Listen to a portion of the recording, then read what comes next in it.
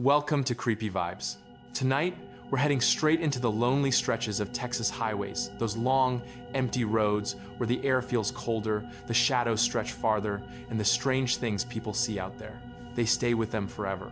These are 4 of the creepiest things ever found on empty Texas highways, and trust me, every one of them will make you think twice the next time you're driving alone under that wide Texas sky. But before we dive in, let me warn you about something unsettling. Most viewers make one simple mistake. They watch the video and leave without subscribing. And when they do that, they miss the darkest, most chilling stories we uncover here on the channel. Don't be one of them. Hit that subscribe button right now, because what we're about to explore tonight, it's only the beginning. The highways get darker the longer you stay, and so does the truth behind what people have seen out there. So tell me, where are you watching from? And what time is it right now where you are? Drop it in the comments. Because out here in Texas, the night never really ends, and the horror waiting beyond the headlights is ready to unfold. Now, let's get back on the road. Let's dive into the darkness.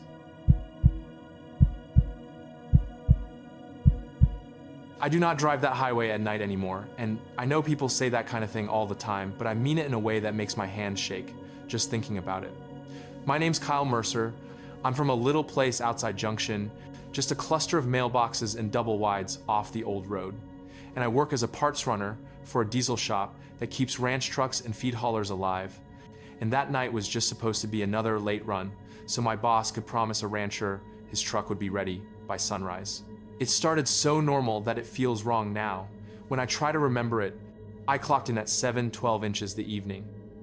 I remember the time because I checked the old punch clock twice. I had on that gray shop shirt with my name patch crooked over the pocket and a dark ring where the collar never really comes clean. And I had a bacon and egg burrito from the gas station off Main that always tastes like the wrapper, but it fills you up. I topped off the shop truck, a white 3/4 ton with a toolbox in the back and a rattling fan belt we kept saying we would fix. I checked the tires, checked the coolant, wrote down the mileage like I always do. It was just me that night. The other driver called in sick. The boss said if I took 377 out past the river and cut across the farm to Market Road, I could shave 20 minutes off and still be back before 2 in the morning. I remember thinking that was fine. I had done late runs plenty of times. The kind where the radio keeps you company and the yellow lines slide under you until your eyelids feel heavy, but you know the road and the road knows you. That is how it felt when I pulled out like the road, and I had an understanding, and I am telling you, it did not feel like I was driving into anything strange. The sky was clear, not a storm cloud anywhere, just a thin slice of moon and a lot of stars. The kind of sky you only really see when you get away from town. The air had that dry chill it gets out here when the heat finally dies off. The kind that smells like dust and cedar and somebody burning brush a few properties over. I had a bottle of gas station coffee in the cup holder, the kind with the lid that never fits right, so you drink careful. The radio was on low, some old country station fading in and out as I got farther from town, and my head was full of boring things. The way the rancher always chewed sunflower seeds. The way my boss kept promising a raise but never said when. I was thinking about how I needed new wiper blades, about how the driver door window whistled above 50. Nothing about that first hour felt like a story. And I guess that is important because when the first wrong thing happened, I did not notice how wrong it was at first. I just filed it away as another weird little detail from a late drive. I was maybe 40 minutes out, past where the houses thin out and the barbed wire fences seem longer and the reflectors along the road get sparse. I had just passed a busted billboard that used to advertise some water park hours away, just a faded family, frozen mid-splash, when my headlights picked up a shape on the right shoulder, a person walking along the white line, and my first thought was simple, just that someone had car trouble or a fight with whoever they were riding with.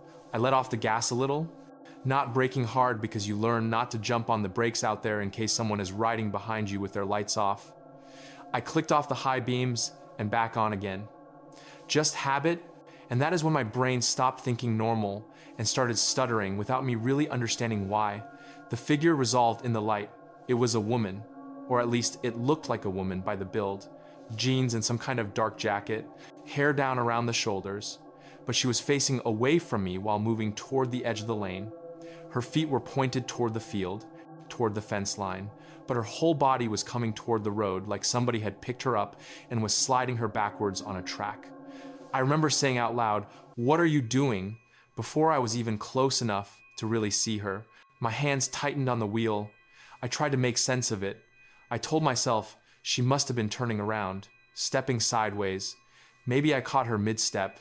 There were 100 normal explanations, and my head tried all of them in the 2 or 3 seconds it took me to draw, even with her.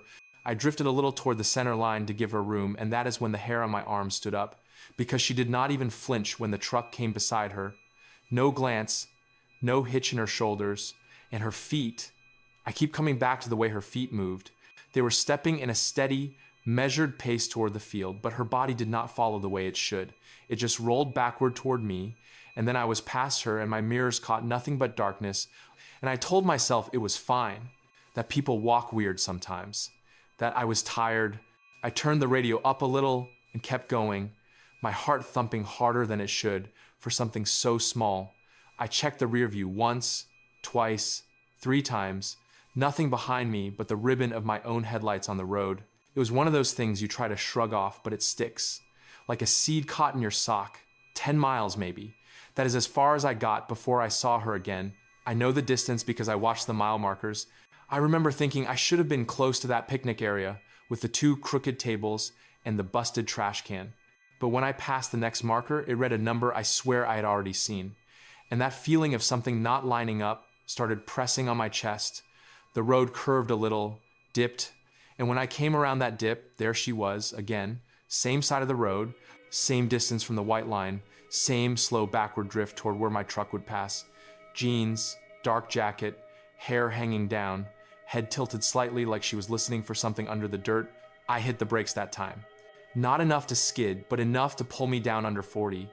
My heart pounding so hard I could feel it in my throat. I was not close enough yet to see details, but every part of me knew it was the same woman, the same walk, the same wrongness, and I started talking out loud.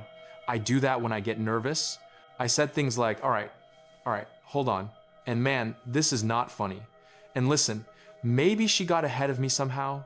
Maybe there was a pull-off I did not notice. My brain threw out every excuse it could. Maybe there are 2 women out walking at midnight on a farm-to-market road in the middle of nothing, wearing the same clothes and moving in that same strange way. I knew how ridiculous that was, but the other option felt worse. My hands were sweating on the steering wheel. The truck felt smaller around me.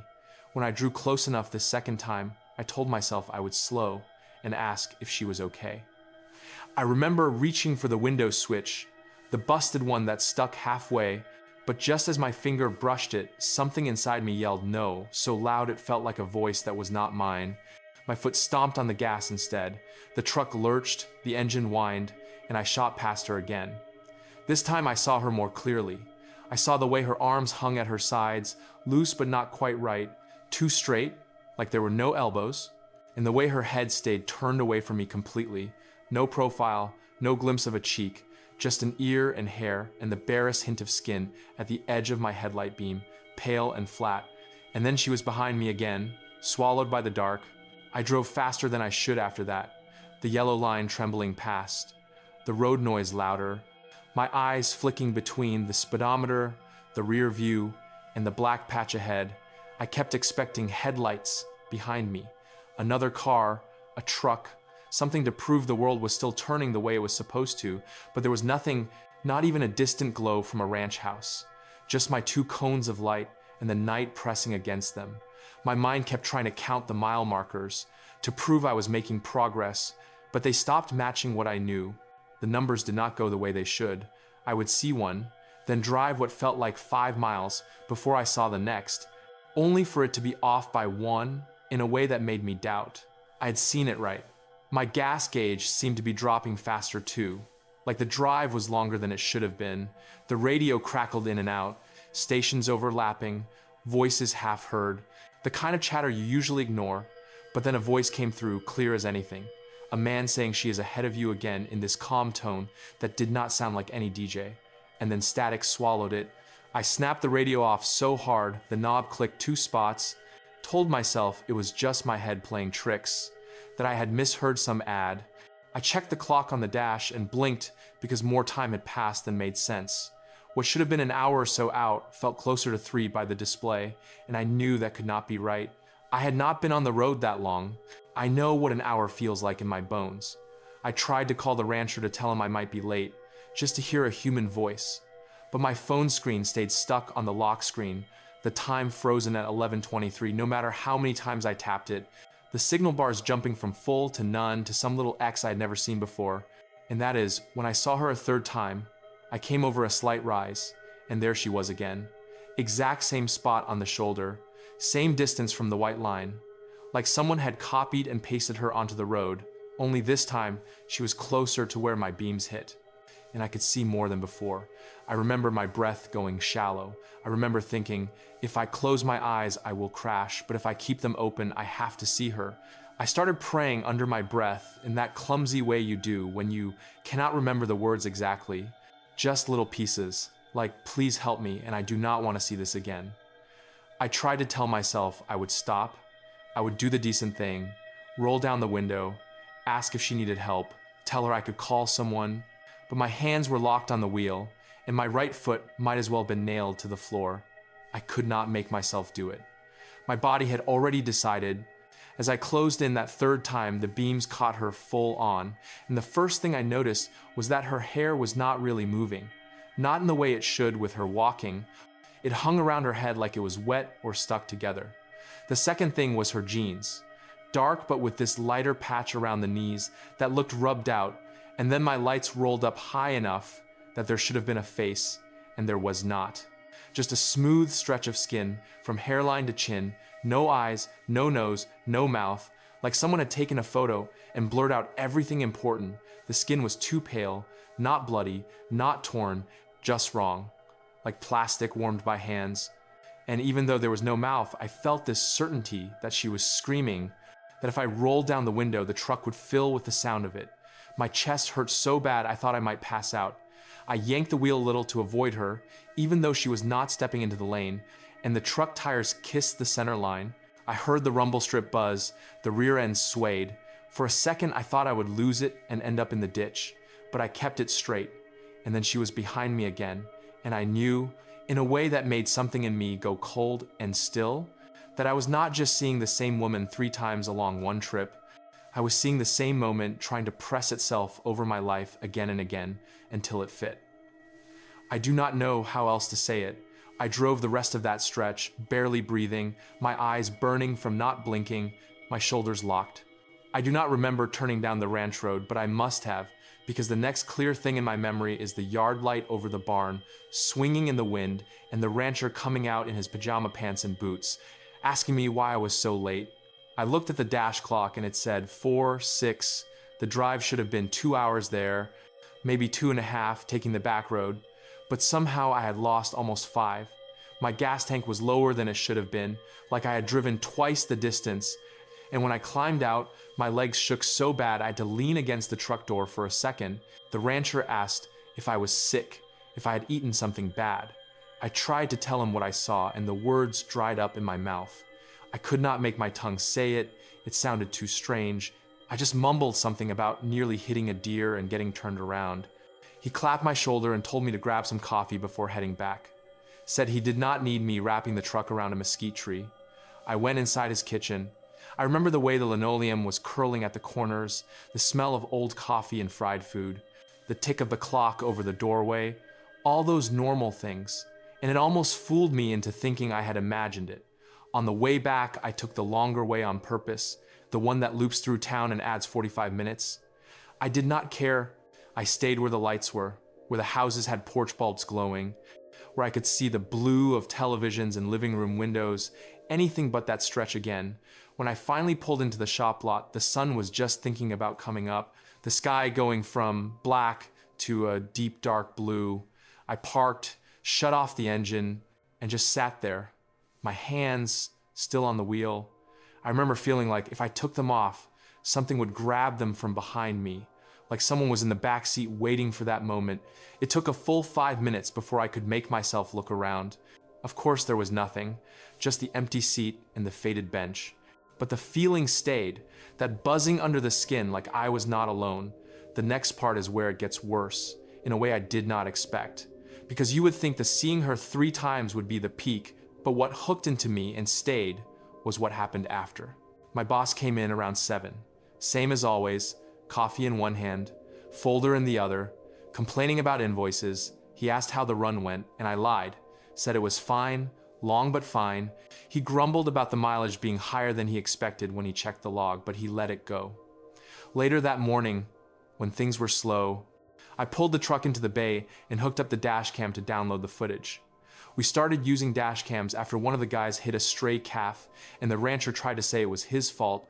I told myself I just wanted to make sure there was nothing weird on the recording, something to prove I was tired or saw a trick of the light, something I could look at and say, see, it was nothing. The screen on the little unit came to life. The files chugged across in their little timestamp blocks. I fast forwarded until I hit the stretch where I first saw her. The road appeared on the screen, washed out by the headlights, the edges softer than in real life. I watched the white lines slide by, my own hands on the wheel, occasionally ghosting in at the edge of the frame. My heart sped up as we approached the shoulder where I remembered her, and there was nothing, no woman, no figure, just the empty road and the blur of grass. I told myself I must have misjudged the spot. I scrubbed ahead to where the second and third times happened. Each time the same, nothing there, just the road, the fence posts, the darkness. My knuckles went cold. That buzzing in my skin got louder. I almost turned it off. Part of me did not want to know anymore. But then the screen glitched in this small, almost gentle way, like someone had tapped it, and the image jumped back a few seconds on its own. I did not touch the controls. The truck rolled forward again, the white line glowing, and I watched as a shape faded into being on the shoulder, like she was bleeding through from underneath the recording instead of in front of it. First just a shadow, then legs, jeans, the dark jacket, and then the head turned away from the camera, moving in that wrong backward way. My breath caught. The little speaker on the unit hissed softly, and the rest of the sounds dropped out. No engine, no road noise, no radio, just this thin tone like something whistling through a crack. The image held on her as the truck drew closer and closer, even though I knew the dash cam should not have been able to look anywhere but straight ahead. But it was like the frame refused to move until she was centered in it. Her hair hung wrong. I could see now that it was not hair at all, but something laid over where hair should be, like strips of fabric or maybe shadows. I still cannot put a clean word on it. Then the camera jumped forward, and she was right at the edge of the hood. Too close, closer than she ever was when I really drove past. And for a fraction of a second, the angle changed, like something else was looking, and I saw her face, or where a face should have been, smooth and blank and pale, except this time there was a dent there, a shallow dip in the middle. And inside that dip, the image stayed black even when the headlights flared, like the light would not go in. I hit the stop button so hard I nearly broke it, my hands shaking. My boss yelled from the office, asking if I dropped something heavy. I told him the file was corrupted, that we needed a new card. He shrugged it off, said those cheap things never lasted, and that was the end of that as far as he was concerned. But not for me. I thought maybe if I did not talk about it, if I treated it like a bad dream, it would fade. People like to say that talking makes it real. So I kept my mouth shut. I took shorter runs. I made excuses to stay off that stretch. But Texas is big, and there are only so many roads, and sometimes you do not get to choose. A few weeks later, a highway patrol officer came by the shop. Just checking inspection stickers and chatting. He knew my boss. They grew up near each other. They were talking about wrecks and drunks like they always do. And I do not know what made me ask. Maybe it was the way the officer looked at the trucks, like he was measuring all the ways they could crumple. I waited until my boss went to answer the phone, and then I said, quiet, "Hey, can I ask you something weird?" He shrugged and said, "Sure." He had heard plenty. I told him without details that I had seen someone walking on that stretch of road by 377 late, 3 times in one night. Same person, and it did not feel right. He studied me for a second, like he was deciding how serious I was, and then he asked if she was walking backward. Those were his exact words. And I felt this weight drop through me, like an elevator suddenly moving.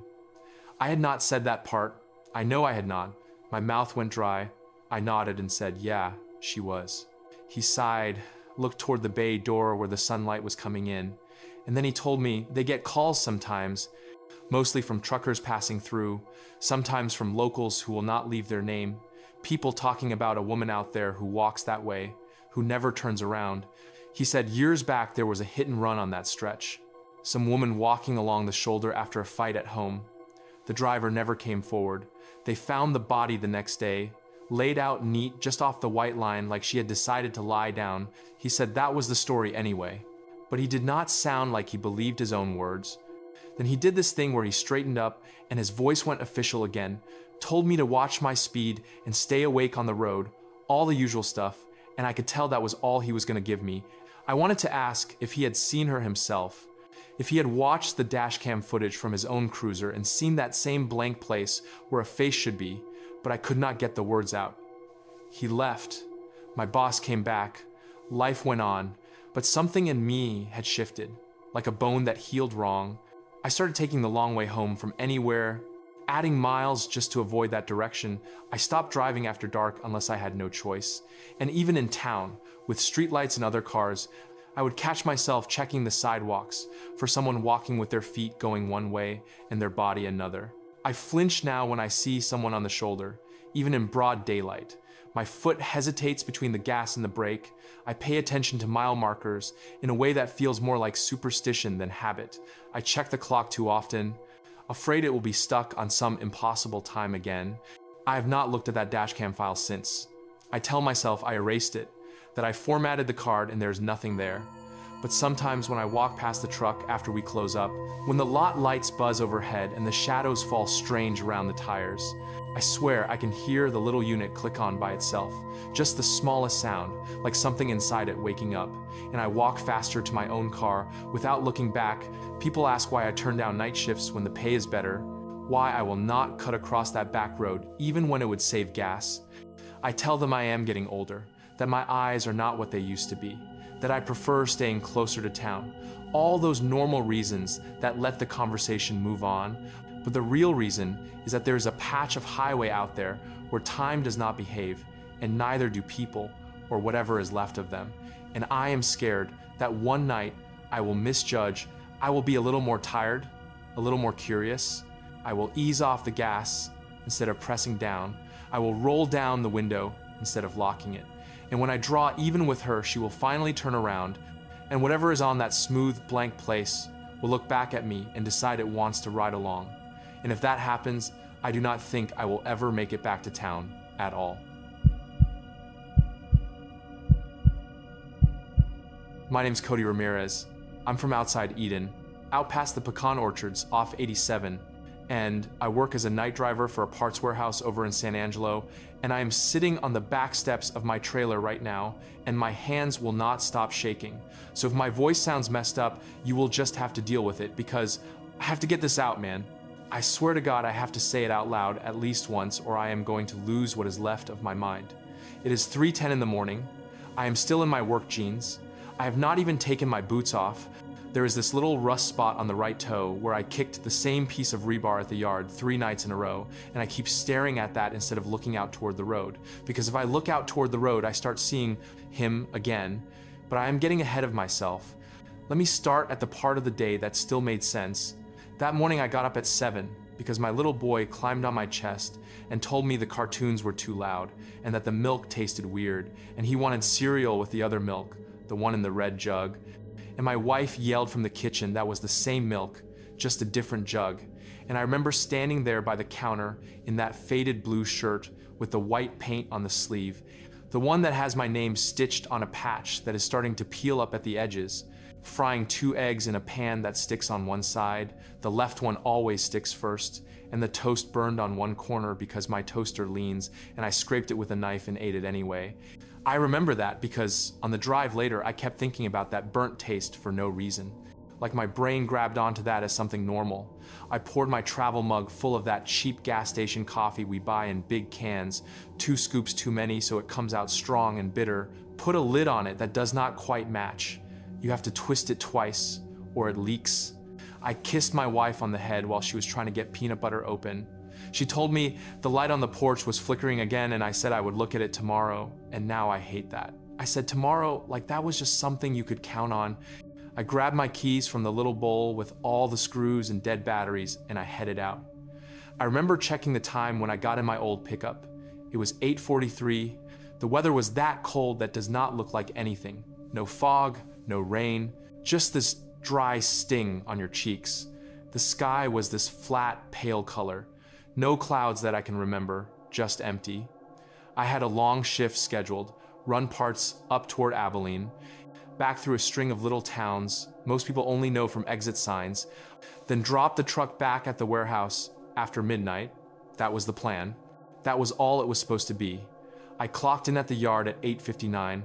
The time clock still has that little bubble in the plastic cover. You smack it and it rattles. I remember thinking about that stupid bubble like I always do. I signed the sheet for truck 12. That is the ugly white box truck with one blue door, because somebody backed into a pole years ago and they replaced the whole door from a junked one. The seat foam leans to the right. The radio only gets 2 stations without static. I did my walk around like we are supposed to.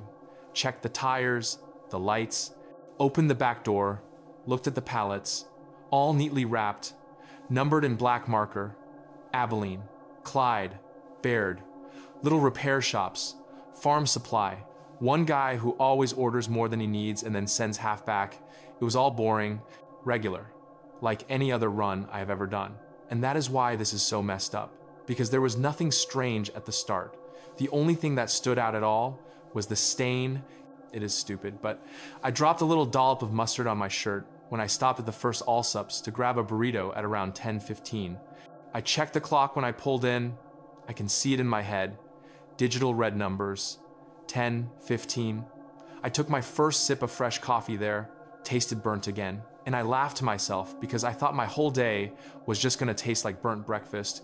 I wiped the mustard with one of those thin napkins that tear if you press too hard. It smeared into this weird yellow shape just under my name patch, and I remember thinking, I should not show up to the Abilene shop like that, or they would make jokes. So I kept my jacket zipped most of the day to cover it. Dumb little things like that. That is what is still clear. All the regular stuff is clear. It is the middle part where everything turns soft around the edges. I ran my deliveries in order. Abilene around noon. The guy there signed my handheld and complained about a price increase. Clyde at 12:40. The woman at the counter had a Christmas wreath already up, even though it was the first week of December and the fake berries were falling off. Baird at 1:20. The owner's dog always barks until you hand him one of those cheap dog treats. I keep a bag in the truck just for him. That dog was fine. That town was fine. Every place I stopped was just another shop with the same calendar on the wall and the same coffee pot, burning old coffee down to mud. Nothing was wrong in the daylight. Not one thing. The highway up there, 20 and 153, and the little farm roads, they all look the same, as they always do. Scrubby trees, fence lines that lean, cows that stare, a dead deer every so often, that flat winter sun that does not feel warm, even when it hits your arm through the glass. I kept thinking about my kids' field trip the next week, wondering if I could get the day, wondering about Christmas gifts. It was just ordinary. I need you to understand that I do not want you thinking I am somebody who goes looking for this kind of story. I am not. I am the guy who shows up, loads the truck, delivers the boxes, goes home. That is all I have ever tried to be. So when I tell you that stretch of 153 between Winters and Coleman is wrong now, I mean it. But that first afternoon, it was not. The wrong part started later, on the way back, and I can pin it to 1 point on the clock and 1 point on the odometer, and that is when everything started to unhook. I finished my last official drop around 7:30 in Coleman. The sky was already full dark by then. Winter does that. It cheats you on the daylight. I remember that because I said something about it to the guy at the last shop. I said, feels like it ought to be 10. He said, yeah, man, these winter days are a ripoff. I laughed, signed his paper, climbed back into the cab, and checked my route. My dispatcher had tacked on a pickup, a call in from some farm equipment place someone forgot to schedule, out on a farm road off 153. I had never been there, but it was not far. you take 153 out of town, then a smaller road, dirt turn in, grab a crate of something, bring it back to San Angelo on the way. That was it. The note said pick up by 8:30 latest. I checked the time on the dash, 7:42, no problem. I keyed the address into my phone, laid it on the seat, and pulled out. The highway was quieter than usual. Or maybe I am just remembering it that way because of what happened, but I keep going over it in my head. I did not see many cars after I got past the edge of town, just my headlights on the road, the white lines sliding under me, the radio low, some preacher talking on AM about end times. I turned him off because his voice was making me sleepy. I rolled the window down a crack and that cold air pushed in. It smelled like dry grass and that dusty smell you get in your cotton fields. And for a little while it was just that. Me, the truck, the road, miles ticking by exactly how they are supposed to. I remember the green sign for a little county road. The number started with a 276, or 274. I am not totally sure. I remember thinking I should remember it in case my phone lost signal. I passed a cluster of mailboxes, all leaning different ways, and one of them had Christmas lights taped around it. Not plugged in yet, just hanging. There was nothing off about any of it. I checked the clock again at 8:04 because I was thinking about the pickup time. And then, between 8:04 and 8:10, everything shifted, and I do not know how to explain it in a way that does not sound crazy. But I will just tell you straight, listen, this is the part where my hands start to shake worse. I was coming up on another little county road sign. I could see it coming out of the dark in my headlights, and just before I reached it, I saw him on the shoulder, walking in the same direction I was going, his back to me at first, then he turned a little as my lights came up on him, and he held his arm out, not like a full stick your thumb out like in a movie, more like a tired little wave, like, hey, over here. And I wish I could say I felt something right then, some chill or some warning, but I did not. He just looked like a man who had been walking too long. He had on a brown jacket that looked thin for the cold, jeans, boots that were dusty up past the ankles. He had a backpack slung over one shoulder, not even a big one, more like a school bag. And there was something about the way he was hunched that made me think of my uncle walking home when his truck broke down years ago. The way you lean into it when you are tired. I slowed without thinking about it. I really did. Every story I heard about not picking up strangers went right out of my head. All I could think was, it is dark and cold, and there's nothing out here for miles. If that was me or my kid, someday I would hope somebody would at least roll down a window. That is how it starts. Man, with one little thought like that, I put my blinker on, even though there was no one behind me. Habit, I eased onto the shoulder, gravel rattling under the tires. I watched him in the mirror. He did not speed up. He just kept that same slow walk until I came to a stop, a little ahead of him, and then he angled toward the passenger side. I leaned over and popped the lock up. The inside handle on that side sticks sometimes. You have to lift it twice. I called out the way you do when you want to sound casual. Hey man, you need a ride somewhere. And he said, sure, if you are headed west. His voice sounded normal. His voice did not give anything away. It was a little dry, a little tired, but there was nothing strange in it. No echo, no weird tone. I remember that very clearly. Because I keep telling myself, if his voice had sounded wrong, I would have driven on. I swear to God, I would have. He opened the door and climbed up, and the dome light came on like it always does. That dull yellow light that makes everything look worse. And that is when I noticed the first wrong thing. The very first one. And it was small. So small that if I had just kept driving and not thought about it, maybe none of the rest would have happened, but I did see it. And I did think about it. And I pushed it down instead of listening to my gut. When he stepped up, the light came on above us, and I saw him clear. He looked to be maybe late 30s, hard to tell under that kind of light. Short, dark hair, a face that was not remarkable in any way, not scars, not tattoos, just one of those faces you forget. His jacket was zipped up to his chin, and there was dust all across his shoulders, like he had walked along the shoulder for a long time, and trucks had thrown grit on him. His jeans had a frayed line at the back of one cuff. His boots were scuffed, the things you would expect. But his body did not do the one thing every body does under a light like that. He did not throw any kind of shadow onto the seat or the door or the floorboard. Mine did. I could see the line of my arm on the steering wheel. I could see the shadow of my own head on the cab ceiling. But him, he was just there, lit up. And then past him, there was nothing. The light hit his jacket and then went on. The seat beside him did not change.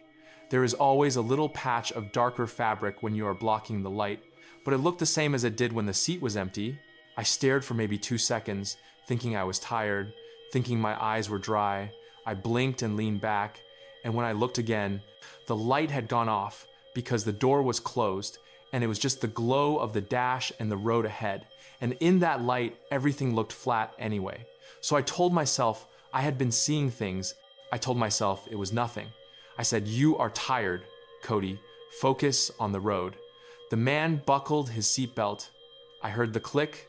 I heard the buckle. He set his backpack down between his feet and put his hands on his knees, and that all sounded normal. You know, the way denim scrapes on a seat, that little sound. I heard that he smelled faintly like sweat and that cold outside smell. No perfume, no cologne, just regular human smell. I put the truck into gear and eased back onto 153, and for the first few miles, I tried to treat it like any other ride.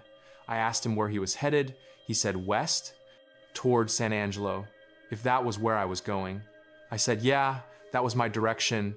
I had to make a pickup first. He nodded and said, anything west is better than walking east, and he gave a little laugh that died quick. I asked if his vehicle broke down. He said something like, you could say that. I did not push it. I am not a talker by nature.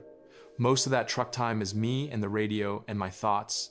So the cab went quiet, just the hum of the engine and the rush of tires on asphalt. Every once in a while he cleared his throat. That was it. I tried not to look over because I did not want to be rude. I watched the white line on the right, the little reflectors blinking past.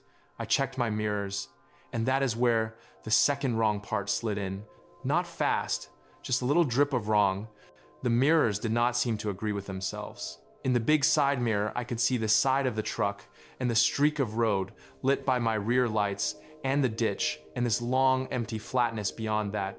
And in the small round mirror that points down so you can see your trailer, I saw a little slice of the side of the cab and the side of the trailer and just a hint of the window and where I would normally catch the edge of whoever is in that seat, their shoulder or the curve of their head. There was nothing. It was like the glass was empty. I told myself again that the angle was just weird, that the nighttime plays tricks.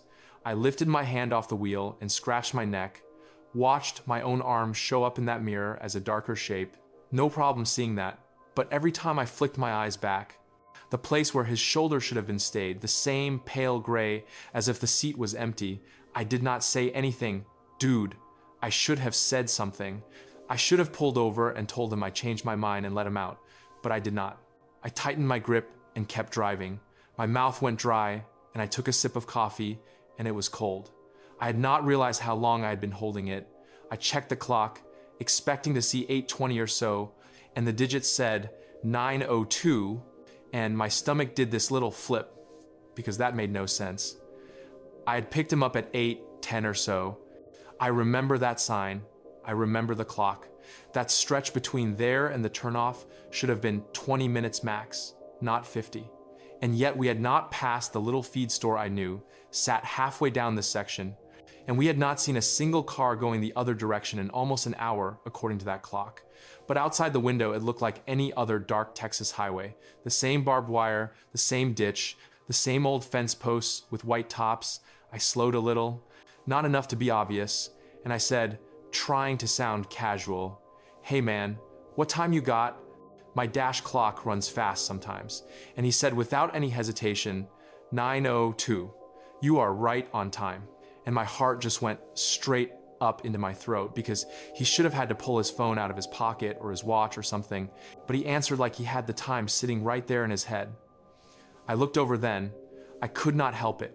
And I saw the light from the dash on his face, green on his cheek and his eye, and nothing else, no reflection in the glass, no shadow on the seat behind him, just him sitting there like he was printed on top of the world instead of inside it, and I must have stared a second too long because he turned his head and looked right at me and smiled a little, not wide, just this tight little smile that did not belong to someone who had been walking that long, and he said, "Thanks for stopping." Most folks do not anymore. And I heard myself say, "Yeah, no problem," even though my skin was crawling, even though the hair on my arms was standing up under my jacket. I cleared my throat and made up a question because silence was worse. I said, "You from around here?" And he said, "Used to be." And then he let the words just hang there. Used to be, like they explained something. And I did not know what to do with that. I said, "Which town?" He tilted his head, like he was thinking, and then he said something that did not sit right in my ears.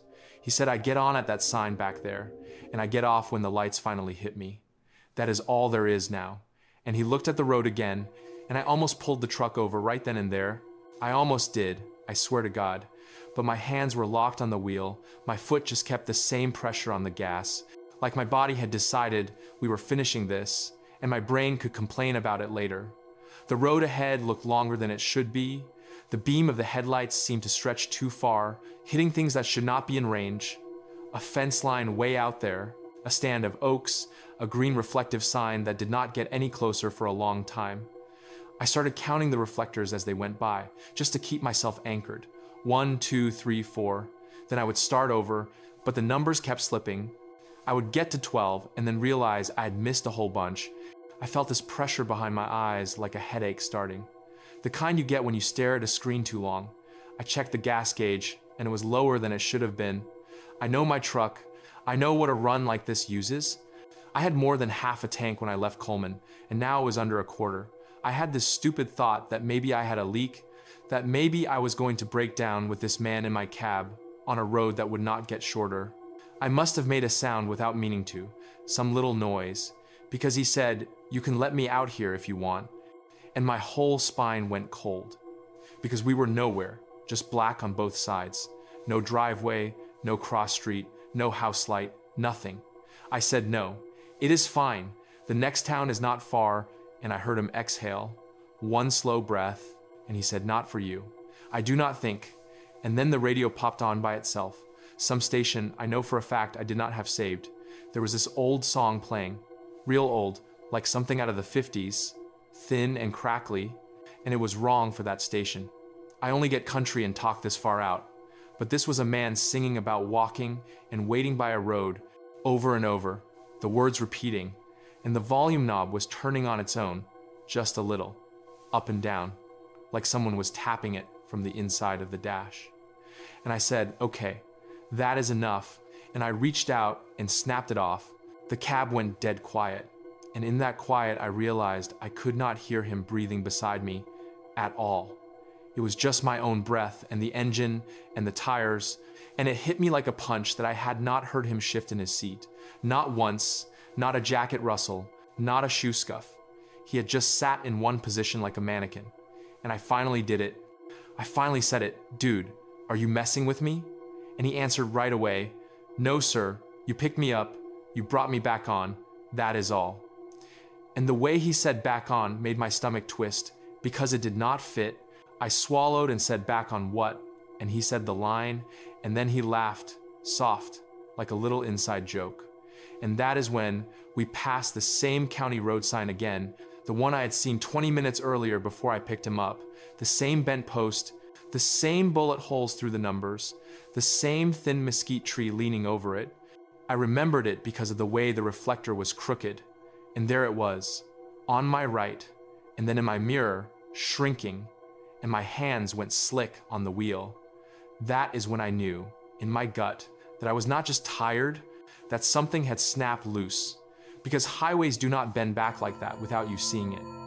You do not come back to the same sign from the same direction unless something has gone very wrong. I lifted my foot off the gas, the truck slowed, the engine noise dropped, the man beside me stayed exactly the same, looking straight ahead, hands on his knees, and I said, "No, no, no," not like swearing. Just saying the word like I was trying to push the world back into place. I hit the brakes, not hard, just enough to bring us down to 30, and I pulled onto the shoulder. The gravel crackled. The truck shuddered as we rolled over the rumble strip. I put it in park and the engine idled. and I just sat there for a second with both hands on the wheel, feeling my heart beat in my fingers. I could see my breath in the little beam of the dash, that white puff, and I turned my head slowly. Because I was scared of what I would see, scared of both options, him still there, or the seat empty. And what I saw was the worst combination of the two. The seat looked empty in every way that mattered. The belt was fastened, but there was no pull on it, no body. The cushion was not indented, there was no shape, but my eyes kept trying to draw one anyway. Like when you stare at a pattern and see faces, it was like my brain was doing that on the seat, making a man where there was none, but the light from the dash hit the space where he should be and went right through to the door. Nothing blocked it. It painted that green line across the handle and the armrest, and that was it. I could not breathe for a second. I reached out with my right hand and patted the seat. Nothing. Just cold fabric, but when my fingers brushed the middle, right where someone's leg would rest, I swear to God there was this sharp drop in temperature. Like sticking your hand into water that has been sitting in the shade all day. Not ice, just wrong, too cold for a cab that had been shut. My fingertips tingled. I snatched my hand back, heart hammering, and then his voice came from that cold patch of air, clear as if he was right there. He said I was hoping it would be different this time. That is all. And I jerked back against my own seat so hard my shoulder hit the window. I yelled something wordless, just a raw sound. And he spoke again, calm, almost gentle. You do not have to be scared. You climbed into that seat too once. Not this one, but one like it. You know how it feels. And I realized he was not talking to me exactly, or he was, but he was also talking past me, like there was someone else he was answering. I fumbled for the door handle on my side, thinking if I got out of the truck, this would all stop, like stepping out of a bad dream. I yanked it open. The cold air outside slapped me, smelled sharper than before, dirt and something metallic. I half fell to the ground. My boots slipped in the gravel. I stood up and went around the front of the truck, not even shutting my door all the way. And I looked at the passenger side. The dome light was on because the door had not been opened yet. There was no one sitting there. You understand? No one. The cab was empty, but the shadow on the inside roof was wrong. There was a dark shape there that did not match anything, like a person leaning forward, and the seatbelt on that side was twisted in a way it does not do on its own, like it had been pulled around a body that was not there anymore. And I heard footsteps behind me, crunching gravel, steady, like somebody walking up the shoulder, and every hair on my body stood up, because I knew without turning that the sound was not going to match what I saw. I turned anyway, slow, and the road was empty, both directions, just my truck lights fan across the pavement, hitting nothing but that white line in the ditch. The sky was a big black bowl with a smear of stars. No cars, no people, nothing. But the crunching did not stop. It went right past me, like someone brushed my left side. I felt a pressure in the air. Not a touch, not hands, just that sense when someone passes too close in a hallway. I stepped back, my boot hit the edge of the asphalt. I almost fell into the ditch, and then I watched the shoulder in front of the truck change. There were no footprints, nothing visible, but the gravel shifted, tiny stones rolling inward, making a faint depressed line like something was walking up toward the cab, and then the passenger door handle lifted on its own, smooth, no jerk. The door opened a crack, the dome light brightened, and right before the door swung all the way, the gravel indentation stopped, and there was nothing there. Nothing to be casting that movement, nothing to be opening that door. And the shadow on the roof inside thickened, like someone had sat down. I could hear denim slide against vinyl without anyone in the seat. I could smell that faint sweat and dust again, like it had drifted out of nowhere. I know how this sounds. Man, I know if you play this for someone, they're gonna say, I was tired, or I fell asleep, or I am making it all up. But I am telling you what I saw and heard and smelled. I am telling you straight. I stood there with my mouth open, breathing hard, my own breath puffing in the air, and I watched that seatbelt pull itself across the empty space and click into the buckle. And then his voice came from the cab, from the empty right side, and he said, "You should not stand in the road like that. It is not safe." And I looked down and realized I had stepped out into the lane without noticing. and that my truck lights were throwing my shadow long down the asphalt, and there were no other lights coming, no headlights, no taillights, just me and that box truck and that voice. I stumbled back onto the shoulder, my chest tight, and I did something I am not proud of. I begged. I said, "Please stop. I do not know what this is, but I have a family, I have a boy. I did not do anything." And the voice answered, not unkind, just flat. I had a boy too once, and a girl and a wife waiting on late freight that never came. And that is it. That is all he said about it. No details, no names, nothing. Just that. And that was somehow worse, because it felt like an answer without an answer, like being handed an empty box. I said, "What do you want from me?" My throat was so dry it hurt. And he said, "You stopped. That is enough." And the dome light went out. Click. The passenger door swung shut. The lock popped down on its own, and I was left standing there on the side of 153 with my own truck idling and my heart beating so loud it drowned out the engine. I could have walked away. I thought about it, leaving the truck and walking back toward Coleman, or forward toward I do not know what, just moving my feet until the sun came up. But I looked around, and you want to know what I saw? Nothing. That is the problem. Nothing at all. No house lights, no barn lights, no security light on a pole, no glow from a town, just black on black. And that ribbon of road, it felt like if I tried to walk, I would never hit a turnoff, like the road would just stretch and stretch. So I did the only thing my stupid brain could come up with. I climbed back into the cab. I am not lying to you. I got back in. I felt the cold hit me when I sat down. The steering wheel was icy. The seat under me felt normal on my side and wrong on the other, like the fabric there had been left outside all night. The clock on the dash flashed 12:00, like somebody had unhooked the battery and reattached it. My phone on the seat was dead, even though it had been on half battery an hour before. I turned the key off and back on. The truck shuddered. The engine caught.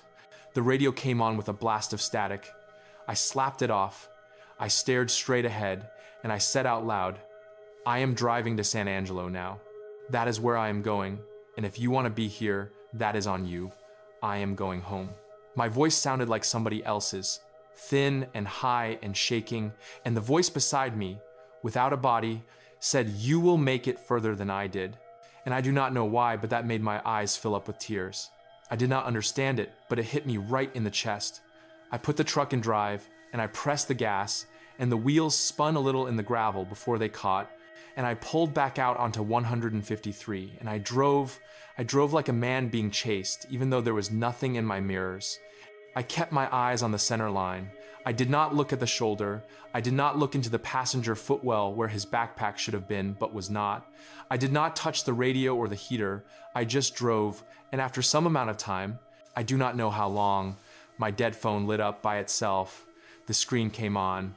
It showed the time, 9:13. Like no time had passed at all. Like all of that had been folded into a minute or two. The battery jumped from 0 to 40% in one blink. No charging, nothing. And then the glow from a town slid up over the horizon, that soft orange haze you get from streetlights. And I cried. I am not ashamed to say it. I cried, big, stupid tears rolling down my face. Because that light meant other people, gas stations, sirens if I needed them, witnesses, life. I passed a sign for miles, 20 miles, then another for San Angelo, 40-something. And the whole time I drove, I felt that cold on my right, like a window cracked in winter, like being parked under an air vent. But there was no window open, and the vents were all pointed at me, not that side. When I finally hit the first edge of town, where the speed limit drops and you start seeing those metal buildings and billboards, my passenger side window fogged from the inside. Not a little, fully, like someone breathing on it, steady, and a shape started to trace in it. Not a picture, not words, just lines, back and forth, like a hand trying to draw something and forgetting halfway. I pulled into the yard at the warehouse on 2 wheels. I think I hit the curb. I do not remember putting the truck into park. I remember flinging the door open and stumbling out and falling to my knees on the gravel. My boss came out of the office because he heard the engine and he saw me like that and started shouting, "What is wrong? Did you hit somebody? Did you get robbed?" And I could not answer him. Not at first. I just pointed at the truck, at the passenger seat, and when he opened that door and looked inside, nothing was there. No fog on the glass, no twisted belt, no cold patch, just the same ugly seat with the burn mark from where someone dropped a cigarette years ago. I know what you are thinking. He thought I snapped. And maybe I did. I told him some of it, not all. I said I got turned around. I said I picked a guy up, and he scared me, and I dropped him off and kept going, and I lost track of time. I did not say anything about no shadow, or voices without bodies, or clocks that did not make sense. He chewed me out for picking up a stranger, told me company policy says no riders, said I could have been robbed or worse, said if I ever did it again, I was done. And I nodded and said yes, sir, and acted ashamed, like that was the only mistake. They checked the truck for damage, looked at the fuel log. Everything lined up like I had just done a late run.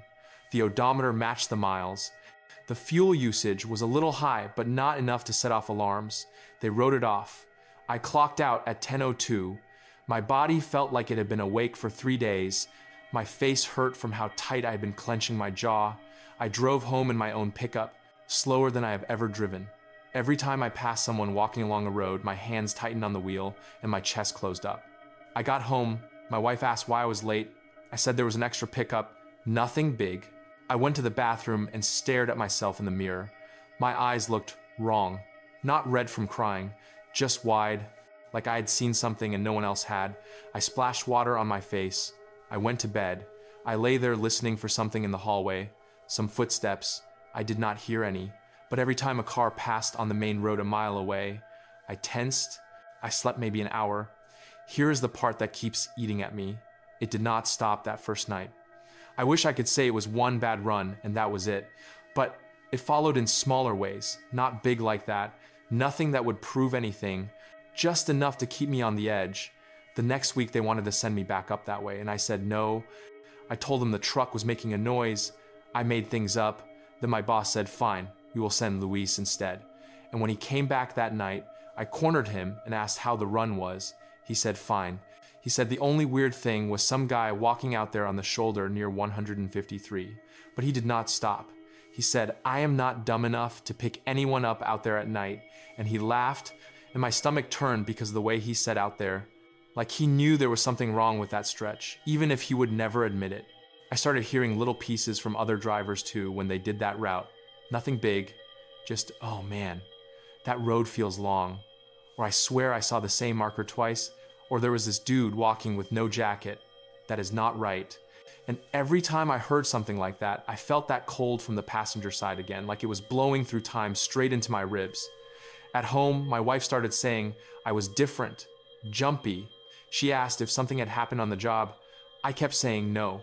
I did not want her looking at me the way my boss did, like I was one more problem to manage. But I stopped taking my boy on drives at night. He would ask to go look at Christmas lights in town, and I would make excuses, say I was too tired, say we would go this weekend. And every time I passed that turnoff for 87 toward Eden, I felt like the pavement under my tires got thinner, like there was less of it between me and something else. I started parking my truck closer to the house instead of by the road. I leave the porch light on now, even though we are trying to save on the bill, the flicker my wife mentioned that morning. I fixed it the next day. I climbed up there in the daylight with a new bulb, and I changed it, and I tested it 3 times. On, off, just to be sure it worked. But sometimes I wake up around 3, the way I did tonight, and I swear I see that yellow dome light in my mind, that dull glow. And for a second, I cannot tell if I'm in my bed or in that truck on the side of 153, and I can feel the presence to my right again. Not loud, not throwing things, just there, just expecting something. I tried to chalk it up to stress. I really did. I even went once to talk to a guy at church who does counseling. I told him I had a close call on the road, left the strange parts out, and he told me to rest, to be thankful I was alive, to lean on my faith, all the things you are supposed to say, but that did not change the fact that I still will not drive past Coleman after dark. I reroute in my head. I take longer ways. I look for more lights. I keep my eyes off the shoulders. I know this sounds small compared to the story you probably wanted. You wanted a monster with claws or some name you could look up, but that is not what this is. This is a man, or what is left of one, walking a line of asphalt that will not end right, getting in when somebody is kind or dumb enough to stop, sitting where he should not be able to sit, bending clocks just by being there, and then stepping out again before the mile marker ever changes. My granddad used to talk about a hitchhiker out on some other highway when I was a kid. You hear those stories all over. They always end with the person disappearing when you look away, and then you find out they died years ago and everyone laughs and shivers. And I used to like those stories. They felt safe, like campfire stuff, but this is not that.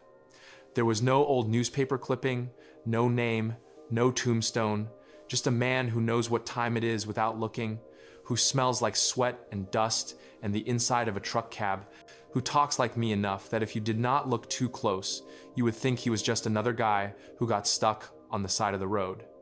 I do not know how long he has been there or how many times he has gotten in. I only know that when he said, "You brought me back on," he meant it. He meant that there are breaks, maybe, gaps where he is not on that shoulder, and the only way he gets pulled out of whatever place he waits in is when somebody stops. And that thought has been sitting in me like a stone because I still cannot decide if I did something kind or something cruel that night. Did I help for a second? Did I make it worse? I will never know, and I have to live with that. And that is the part that keeps me up. I still see that sign in my sleep, the bent one, with the bullet holes, and there's always a shape by it. Not a clear face, just the suggestion of a man, and he turns when my lights hit him and lifts his arm a little, and every time in the dream I keep going, I keep my foot on the gas. But in real life I did not. I stopped, I let him in, I wrapped that seatbelt around air and clicked it shut, and now I cannot shake the feeling that some part of me is still doing laps out there on 153 with him, going past the same county road over and over, watching the same sign, waiting for lights that finally hit and then never change anything. That is why I am out here at 3 a.m. behind my trailer talking into my phone instead of sleeping next to my wife. That is why my boots are still on, because I do not want to go inside just yet. I step to the edge of the gravel sometimes and look down the little county road that runs past our place, and if a car goes by slow, if their brake lights flash, even once, my heart kicks. I wait to see if they stop and let someone in, and I should not care. I should just mind my business. But I cannot help it. I listen for the sound of another engine in the distance, one of our company trucks maybe, and I picture that cold side of the cab lighting up. I will not work nights anymore. I told them I would take cuts, I would do yard work, anything but that route. They think it is about being tired or wanting to see my kid more, and that is part of it, sure. But the truth is, I know that if I ever went back up 153 after dark and I saw him again and he lifted that tired arm, I would stop anyway. Even knowing what I know, because leaving him there might be worse, and that is a kind of hook in my brain. I do not know how to pull out. I do not have an ending for you. There is no big crash, no police report, no news story. I am still here. I am still driving, mostly in daylight. I still go to work. I still eat burnt toast and drink bad coffee. I still wipe mustard stains off my shirt. I still kiss my boy on the head and fix porch lights, but there is a stretch of highway on the map I will not trace with my finger anymore, and if someone starts to tell a hitchhiker story at a barbecue, I walk away because I have already heard the one that matters to me. I heard it from a man who is not really here and not really gone, sitting in a cab that feels smaller when he is in it, talking about the line like it is the only thing left, and I cannot carry more than that. I am already full. So if you are hearing this and you ever find yourself out past Coleman on 153 at night and you see a guy in a thin brown jacket walking with his back to you and he lifts his arm just a little, when your lights hit him, you do what you want. I am not going to tell you to stop or to keep going. I am just telling you that if you do stop, if you let him climb up into the light of your cab, do not look too hard for his shadow. Do not ask him the time. And if he tells you that you brought him back on, believe him. Because once you let him in, some part of you is going to be riding that stretch with him for the rest of your life, just like I am right now while I sit here behind my trailer staring at the dark and jumping at every set of headlights that passes 3 roads over. I do not work night shifts anymore, but night still works on me every mile of it.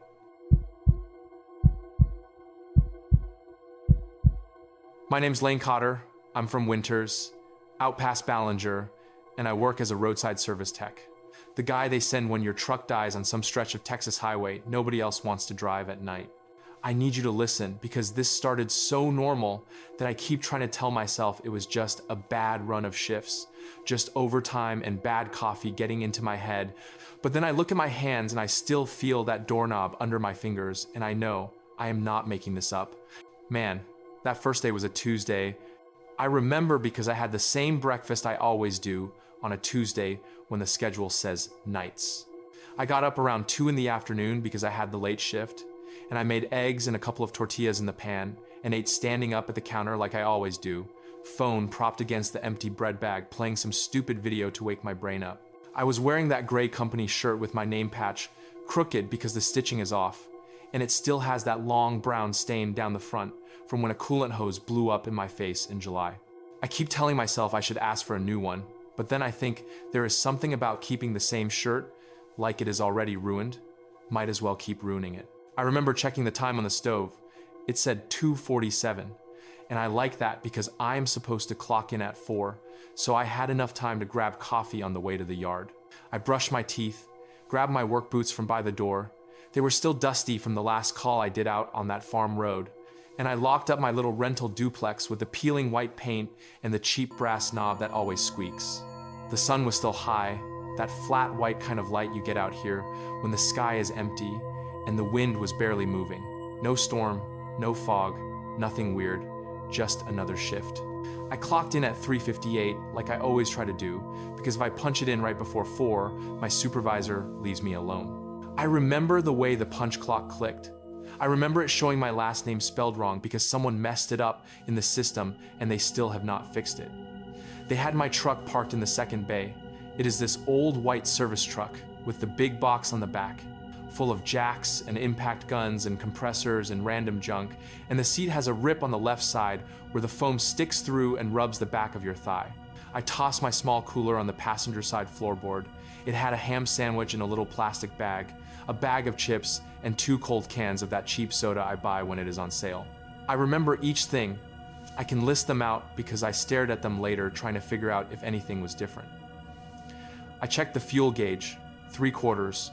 I checked the mileage and wrote it down on the trip sheet like I am supposed to. The sky was starting to tilt toward that late afternoon color, but there was still nothing strange. They had me scheduled for general coverage that night, which means you just sit out on one of the main stretches and wait for dispatch to ping your little tablet when some trucker calls in. It is boring if nothing breaks, but it is easy money, man. You just drive and listen to the radio and drink your coffee. That night, they told me to park out along 84 between Sweetwater and Post. I have done that 100 times. It is just miles of 2-lane, some ranch driveways, the occasional gas station, and long gaps where there's nothing but scrub and fences and those skinny power line poles marching out into the dark. I know that road. I know where the pavement dips, where the shoulder crumbles, where the deer like to cross. That matters because when something changes out there, you feel it hard. I stopped at this gas station in Sweetwater. I used too much, got a styrofoam cup of coffee that was too strong and tasted like it had been sitting for hours, and a chocolate bar I did not even want but grabbed anyway. The clerk rang me up, I signed, I said something dumb about the weather, and then I got back in the truck and drove out into the evening. The sun went down slow, that wide orange strip across the horizon, and then it was just the headlights and the little pool of light on the gauges inside. Around 8 or 9, it was full dark, that country kind of dark where your high beams eat all the color and the world is just black and gray and yellow lines. I pulled off on a wide shoulder, about halfway between 2 exits, I know, killed the engine, left the running lights on, checked the tablet, nothing pending. So I leaned the seat back a little, unwrapped my sandwich, and ate while I scrolled my phone. It was quiet, not creepy, not special, just quiet. You can hear the wind push against the truck sometimes, and every now and then, a semi roars past and rocks you a little. I think it was around 10 when I saw the trailer the first time. I need you to understand that the first time, it did not feel like a horror movie. It just felt like something odd that I was too tired to care about. I had just put the wrapper from my sandwich into the little trash bag I hang off the shifter, and I was about to start the engine to move up a bit because I like to drive every hour just to stay awake, when I saw these taillights down the highway. Just 2 red dots way out there, not moving, like a vehicle pulled off on the right shoulder. That is normal. People overheat, blow tires, run out of gas. I waited to see if they pulled back onto the road. They did not. So I started the truck, flipped on the strobes, and merged back onto 84, headed toward them. The closer I got, the stranger it looked, but not for reasons I can explain right. At first, I thought it was a box truck. Then I thought it was one of those old campers, the kind you tow behind a pickup. The taillights were wrong for something that old though, and they were too low. There were no hazard flashers, just 2 solid red circles at the bottom corners. I remember checking my tablet to see if dispatch had dropped a new call. Nothing. I rolled up anyway because if there is someone out there who needs help, I am supposed to check. I pulled up behind it, about 50 feet back, left my strobes and headlights on, set the parking brake, and climbed out. The air felt colder than it should for that time of year, but sometimes the wind shifts out there and brings in a cold pocket. It was a trailer, like a rectangular box on 2 axles, no truck attached. The body of it was a dull white, maybe gray, kind of scuffed up but not rusty. On the back wall, where you would expect the double doors or the ramp, there was just one regular-sized door, and that door was painted this solid red. Not bright like a new fire engine, and not dark like old barn paint, just solid, flat red. No window, no stickers, no words, no company name, just the door and a handle and a keyhole that did not have a key in it. There was a small plate mount under one of the taillights, but no plate. The trailer was sitting level, which is what bothered me even then, because there was no truck under the front. There should have been a tongue or a fifth wheel or something, some jack stand. I walked around to the side to see how they had it propped up, and I did not see anything. It just sat there, like the front part was resting on air. I told myself I was just not seeing it right in the beam of my lights. I walked back to the rear. The red door did not have any scratch marks or dents. There were no company logos, nothing stenciled.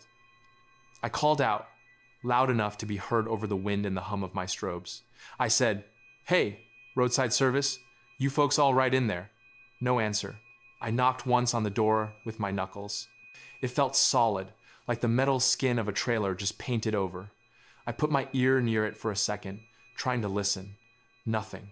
No radio, no footsteps, no voices. Usually, if someone is in trouble out there, you hear them moving, you hear them call back. It was dead quiet. I tried the handle. It did not move at all.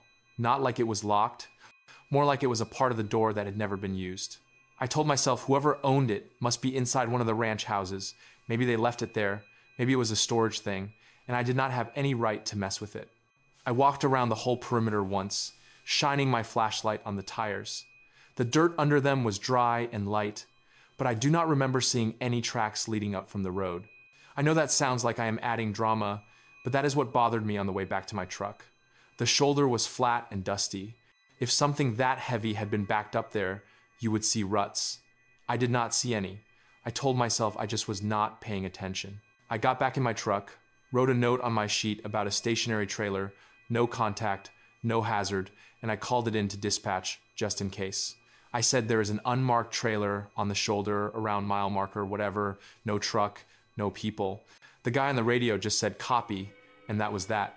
I pulled back onto the road, passed it on my left, and as my headlights slid across that red door, I got this little twist in my stomach, just a tiny one, like when you think you saw someone in your back seat in the rear view, and then you realize you are alone.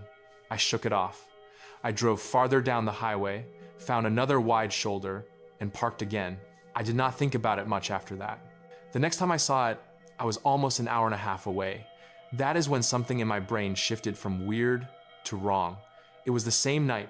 I know that because I checked my trip sheet later, and the dates match, and because my cooler still had the second can of soda in it. After leaving that first spot, I had one call out near a little town off of Farm to Market Road, a guy with a blown tire, and by the time I finished that and got back on the main stretch, it was pushing midnight. The sky felt lower, the kind of black that presses down. There was no moon or if there was, I could not see it.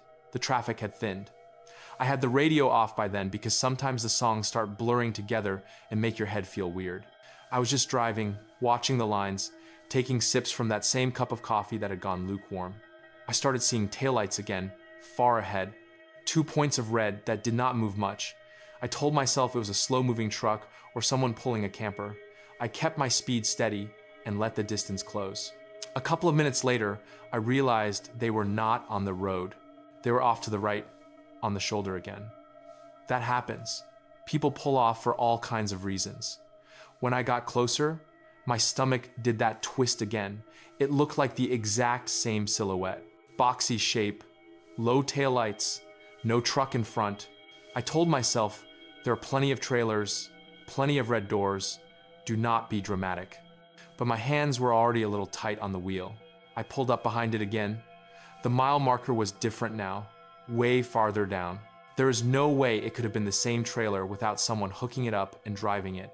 And if they had done that, someone would have seen and there would be marks in the dirt. None of that hit me right away though. I just felt this resistance inside, like every part of me wanted to keep driving past it. I almost did. I almost said, not my problem, and went on. But then the training kicks in and you think, what if someone is stuck and you just left them there? So I slowed, swung in behind it, strobes on again, same routine. The clock on my dash said 12:06. I sat there for a second with my hands on the wheel, just staring at that rectangle in my headlights. The red looked a little darker now in the night, but it was the same solid paint, no marks. I thought, you are being ridiculous. Lane, just go check. So I grabbed my flashlight, stepped out into the wind. It felt colder now, more than it should have been for a clear night in that part of the year. I heard a coyote way off somewhere, then it stopped. Up close, it was the same trailer. I am telling you. Same scuffs, same spot of discoloration at the bottom corner, same missing plate. I walked around it, light on the tires. The dirt under them was hard and smooth, like they had been sitting there a long time. But when I crouched down to look for tracks, I did not see any lines or crushed grass behind them. Just the trailer, sitting like it had grown from the ground. That made my skin crawl a little. I walked back to the red door and called out again. Hey, roadside service, you all right in there? I waited. This time I heard something. Not a voice, not yet. It was a faint sound, like someone shifting their weight on wooden boards far away. I thought maybe the wind was pushing the skin of the trailer and it was just settling. I pressed my ear to the metal for a second. That is when I heard the knocking from inside. It was small, not loud, not desperate. Just 3 knocks, spaced out, knuckle on wood, from the inside of that red door. It was low, like knee height. My brain filed that away later. At the moment, it just felt wrong. I jerked back. I almost called out again, something big and official like I was trained to do, but what came out of my mouth was just, hey. Then, clear as day, this little voice, a kid's voice, said, help me. I stepped back so fast, I tripped over my own boots and had to catch myself on the side of the trailer. The voice was not echoing or distorted. It did not sound like it was coming through a speaker. It sounded like when you're standing outside a house and a kid is just on the other side of the door. It had that muffled, close quality. High, but not baby high, maybe 7 or 8 years old if I had to guess. It said, help me, and then it went quiet. I swallowed and said, hey, you heard in there. Are you alone? Can you open the door? No answer. I listened hard. Nothing. I tried the handle again. This time it gave just a fraction, like it wanted to turn, but something inside was holding it. There was no key on the outside, no lock I could pick. My training says you call law enforcement if you suspect someone trapped or hurt. So my hands went for my phone. The screen was dead. Not off, not black, just frozen on the time, 12:06. I'd been out there long enough to walk around and knock and trip, but the time was the same. I glanced at my truck. The dash clock looked like it was still on 12:06 as well. I got this tight feeling behind my eyes at that. It is a little thing, but when the clock stops matching what you feel in your body, something breaks in your head. I hit the side button on my phone. Nothing. The flashlight was still working though. I put the phone back in my pocket and told myself it was just a glitch. I knocked again, a little higher this time. I said, kid, I am going to get you out. Just hang on. The voice did not come back.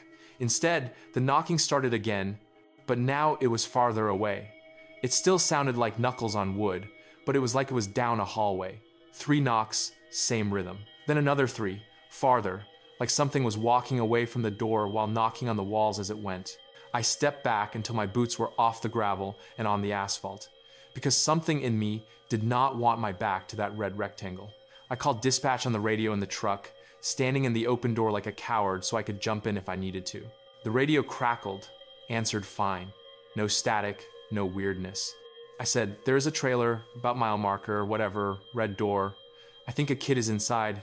Can you get the county out here?" The dispatcher sounded bored, like always. He said, "You got a contact there." I said, "I heard a voice, a kid asking for help." He said, "You sure you are not hearing the radio in your truck?" And I almost got mad right then because it felt like I was being made fun of. I said, "No, I am standing right here. Can you just send someone?" He sighed and said he would notify the sheriff. I thanked him and hung the mic back up. I turned around to look at the trailer again. It was exactly where I left it. The lights on the back were still glowing red, but now that I thought about it, I did not see where they were wired. There were no visible cables running to a battery.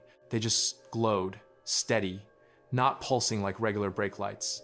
The red door did not move, no sound, no more knocking. I told myself to stay back until Law got there. But then my brain did that thing where it runs ahead of you. Was there really a kid? Could it be a prank? Could it be something worse? You stand there in that cold wind, and your thoughts go places you do not want them to. I ended up sitting in my truck with the engine idling, staring at my side mirror so I could see the trailer behind me without turning around. The clock on the dash finally ticked over from 12:06 to 12:07. My phone came back to life like nothing had happened. I checked it. The time matched. No missed calls, no new messages. I waited. 10 minutes. 15. Nobody came. No headlights in either direction. That is what got me. That stretch of 84 is never that dead for that long. Usually you get at least a couple of semis rolling through. I stepped out once, stood in the middle of the lane, looked both ways. Empty. Horizon in both directions. Nothing but a faint glow where some distant town might be. I felt like I had fallen out of the route somehow, like the rest of the world just slid a few inches to the side. After about half an hour, my radio crackled. The dispatcher said sheriff's deputy is coming from town, but he is tied up on something. Just hang there till he shows. I said, "How long?" He said, "Maybe 20, 30. His voice sounded fuzzy, like he was farther away than he should have been. I looked at the fuel gauge.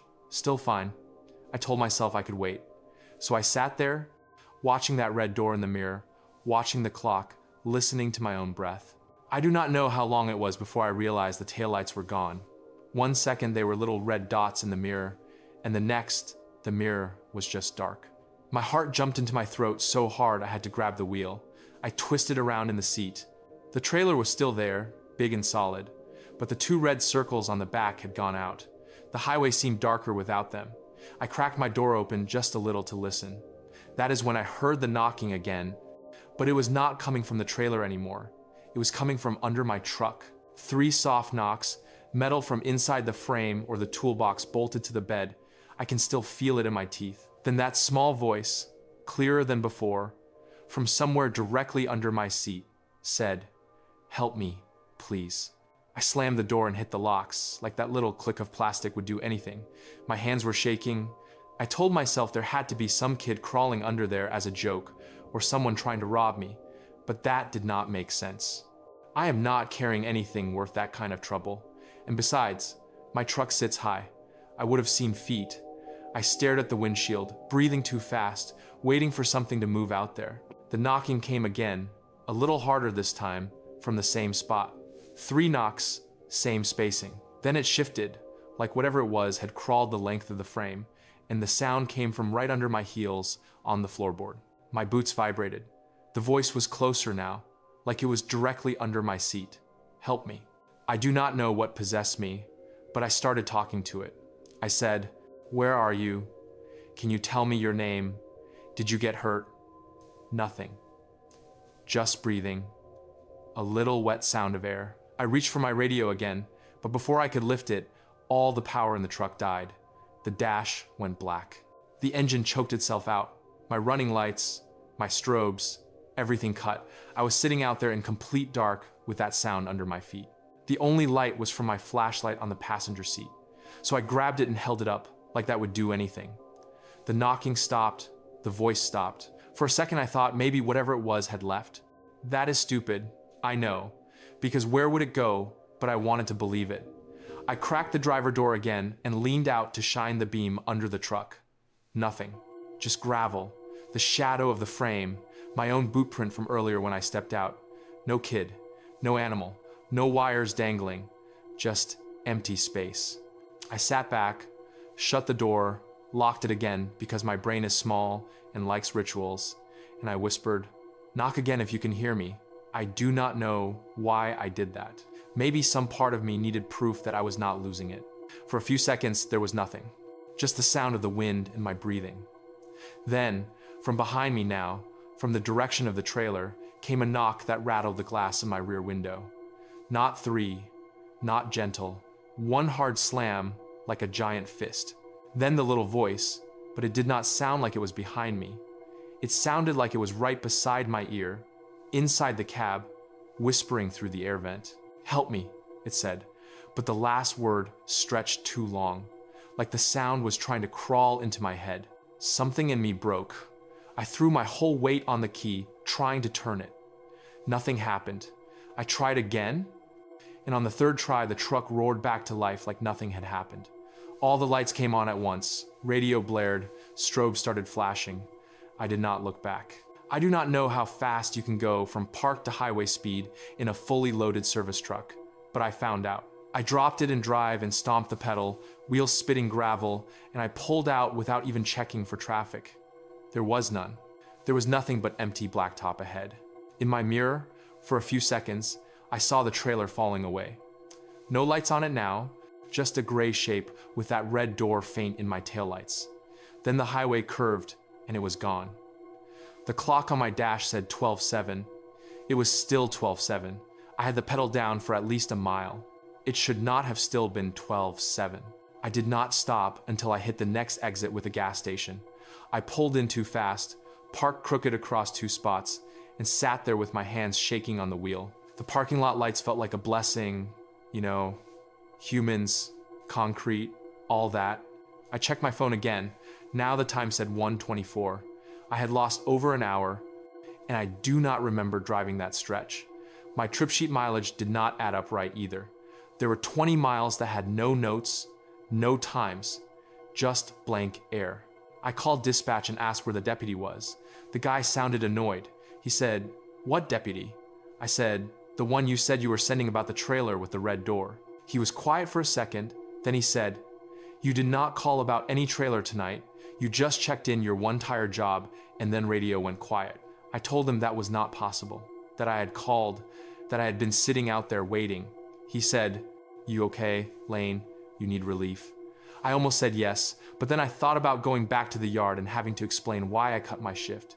So I said I was fine, I just must be mixing something up. He told me to take a break and then resume coverage on a different stretch. I agreed, hung up, and sat there for a long time, staring at the red stop button on the fuel pump like it was something dangerous. That was the first night. I went home when my shift ended at 6, told myself it was stress and too much caffeine and the way the dark plays tricks on you. I tried to wash the feeling off in the shower. I went to bed with the blinds cracked just enough that the streetlight outside threw a stripe across the ceiling, and I told myself, trucks make noises, trailers exist, kids cry for help in my head sometimes because I see too much of the bad side of the road. But the next time I saw that trailer, it was in daylight. 3 days later, on a Friday, they had me on a daytime rotation off 20, closer to Abilene. I woke up at 5 that morning, had toast and peanut butter because I was running late, threw on the same gray shirt because my other one was still in the wash and still not dry. My hands smelled like dish soap and coffee when I grabbed the steering wheel. I remember checking the mirror to see if my eyes were red. They were, but that is normal. I clocked in at 6 on the dot, grabbed the keys for a different truck because mine was in for maintenance, and rolled out. The sun came up over the flatland like a slow lid lifting. The day was bright, almost too bright after so many nights. You can see all the way to the horizon in every direction out there. It felt safe. I had 3 calls in the morning, all boring. 1 jump start, 1 fuel run, 1 lockout. I ate my lunch in the truck, a cold burrito from a gas station, microwave wrapper on my lap, radio murmuring, some talk show. Around 2 in the afternoon, I got a ping on the tablet for a truck that had thrown a belt just east of a little town that is basically a sign and a grain elevator. I punched in the coordinates, turned off onto a farm road, and let the GPS guide me. The sky was so blue it almost hurt.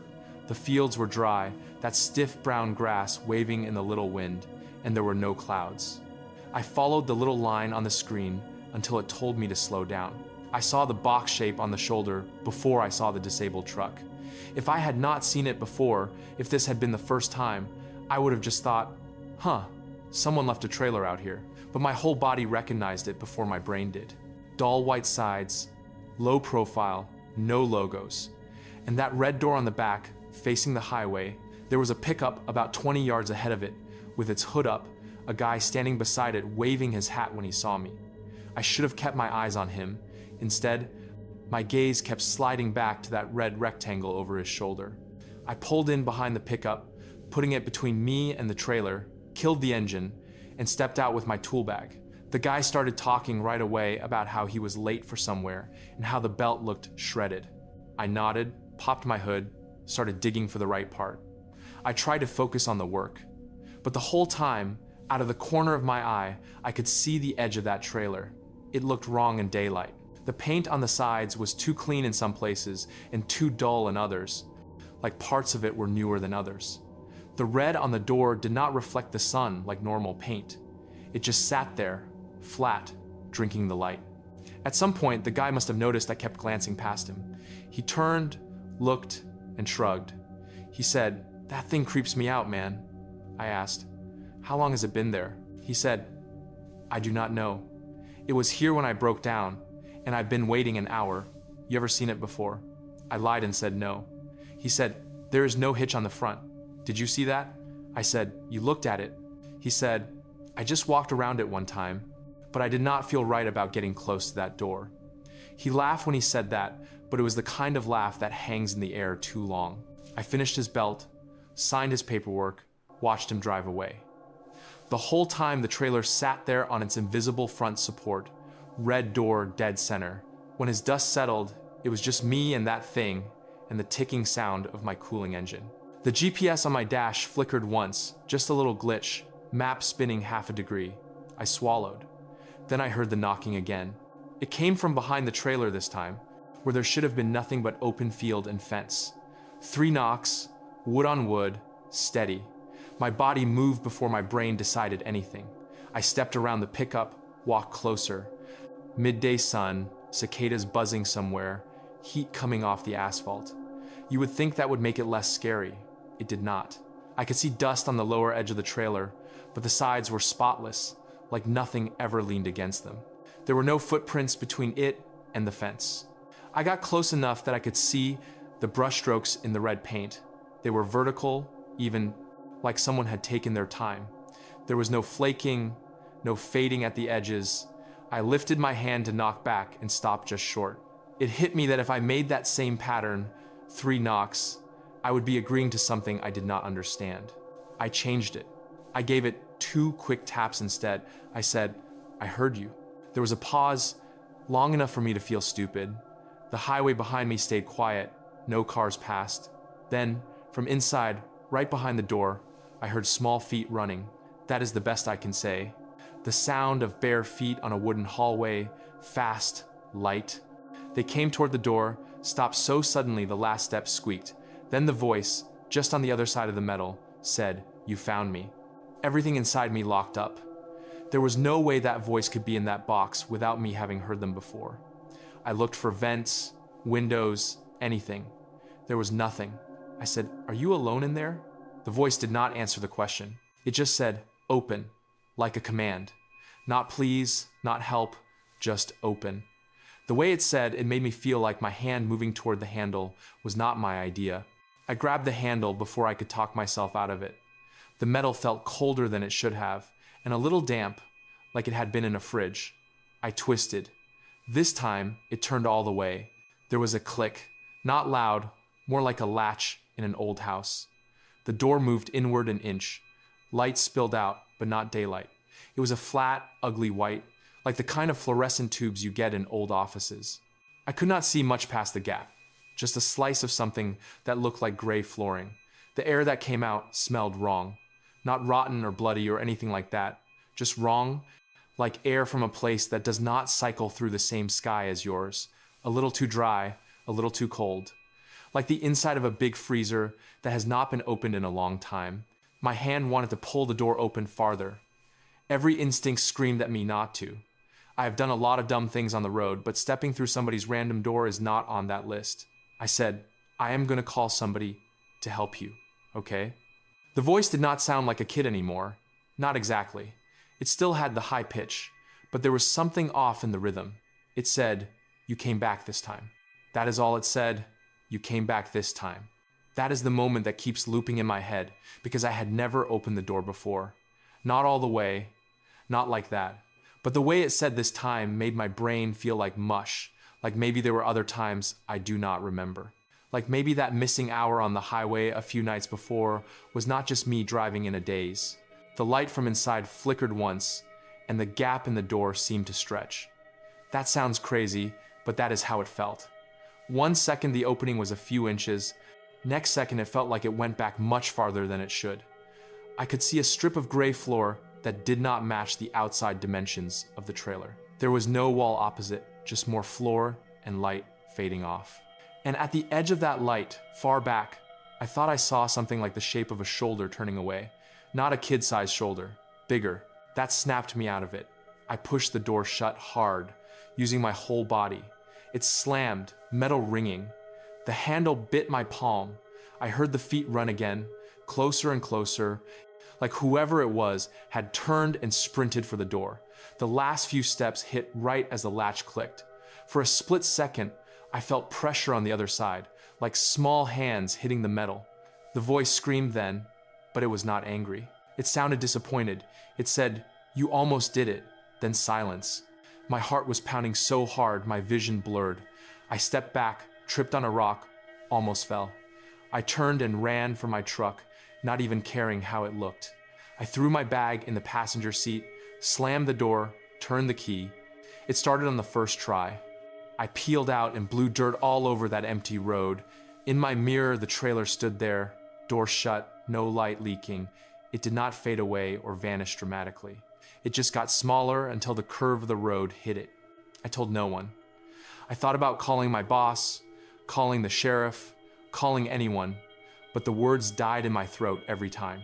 How do you say that in a way that does not get you pulled in for a drug test or a psych eval? A trailer with a red door followed me across counties and talked like a child, but knew things about other times. I went home that night and sat on the step outside my little place for an hour before I could bring myself to touch my own doorknob.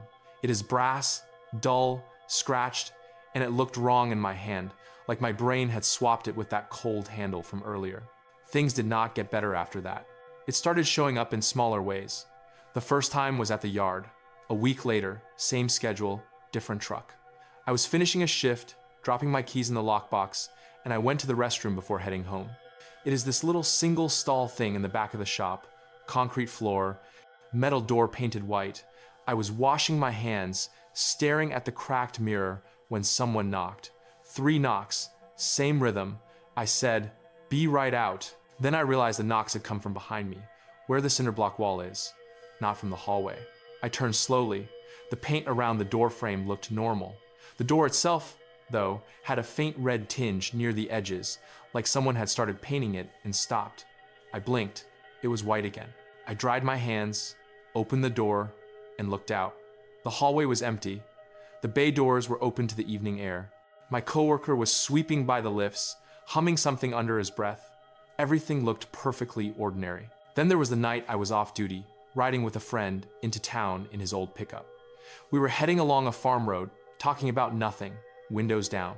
I had started to feel almost normal again, like maybe the trailer was tied to my job, to that specific stretch of highway, and if I stayed off it, I would be fine. My friend slowed down to take a curve, and his headlights swung across an old field entrance on the right. For a split second, I saw it there, backed up against the fence. Dull white sides, red door, no truck hitch. Then the lights moved on, and when I craned my neck around to look, there was nothing but a rusted out cattle trailer and a barbed wire fence. My friend asked what I was doing. I said my stomach hurt. I started sleeping with a chair propped under my own front doorknob.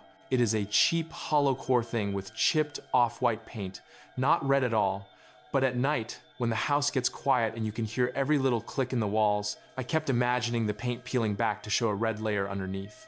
I would lay there in the dark, watching the faint line of light under the door, and swear it grew brighter sometimes, like there was a hallway on the other side instead of my tiny living room.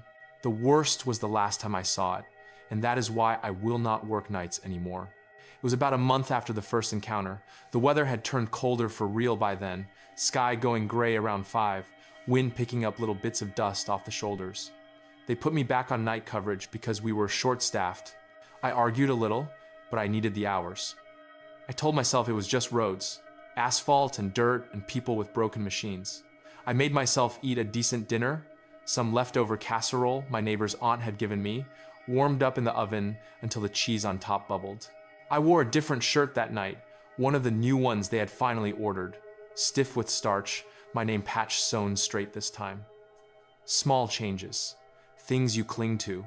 I clocked in as the sun went down and got assigned a route that made my stomach drop. 84 again, farther west this time, closer to Snyder. I did not argue. You do not keep a job like mine by refusing the ugly stretches. I took my truck, checked the tires, touched the fender like it was a dog's shoulder, and drove out. The first hour was fine.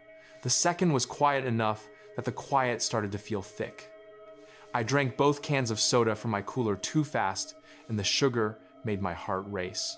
Around midnight, dispatch sent me to a call way out near an old rest stop that hardly anyone uses anymore. Guy with a van said his engine was making a bad noise, and he was scared to drive it farther. I headed that way, squinting at the reflective signs, counting the mile markers, every one of them a little nail holding me in the normal map of the world. The rest stop was what you would expect. 2 picnic tables with peeling paint, a couple of trash cans, one of those concrete bathroom structures with separate doors for men and women, and a few old lights on tall poles buzzing moths. The van was parked near the bathroom. I pulled in behind it, already framing my greeting in my head. Then I noticed there was no one inside. No silhouette in the driver's seat, no movement behind the glass. The hood was up, but there were no legs sticking out from underneath. I stepped out, called hello. No answer. I walked up to the van, peered in. Empty. The interior looked lived in. Fast food cups, blanket on the back seat, a little stuffed animal on the dash. There was a half-drunk bottle of water in the cup holder. The engine compartment was cold. No sign anyone had been poking around recently. The air felt dead in that place, like the wind had forgotten it. I checked my tablet to confirm the call. It showed the location, the time requested. It did not show a contact number. That is unusual, but not unheard of.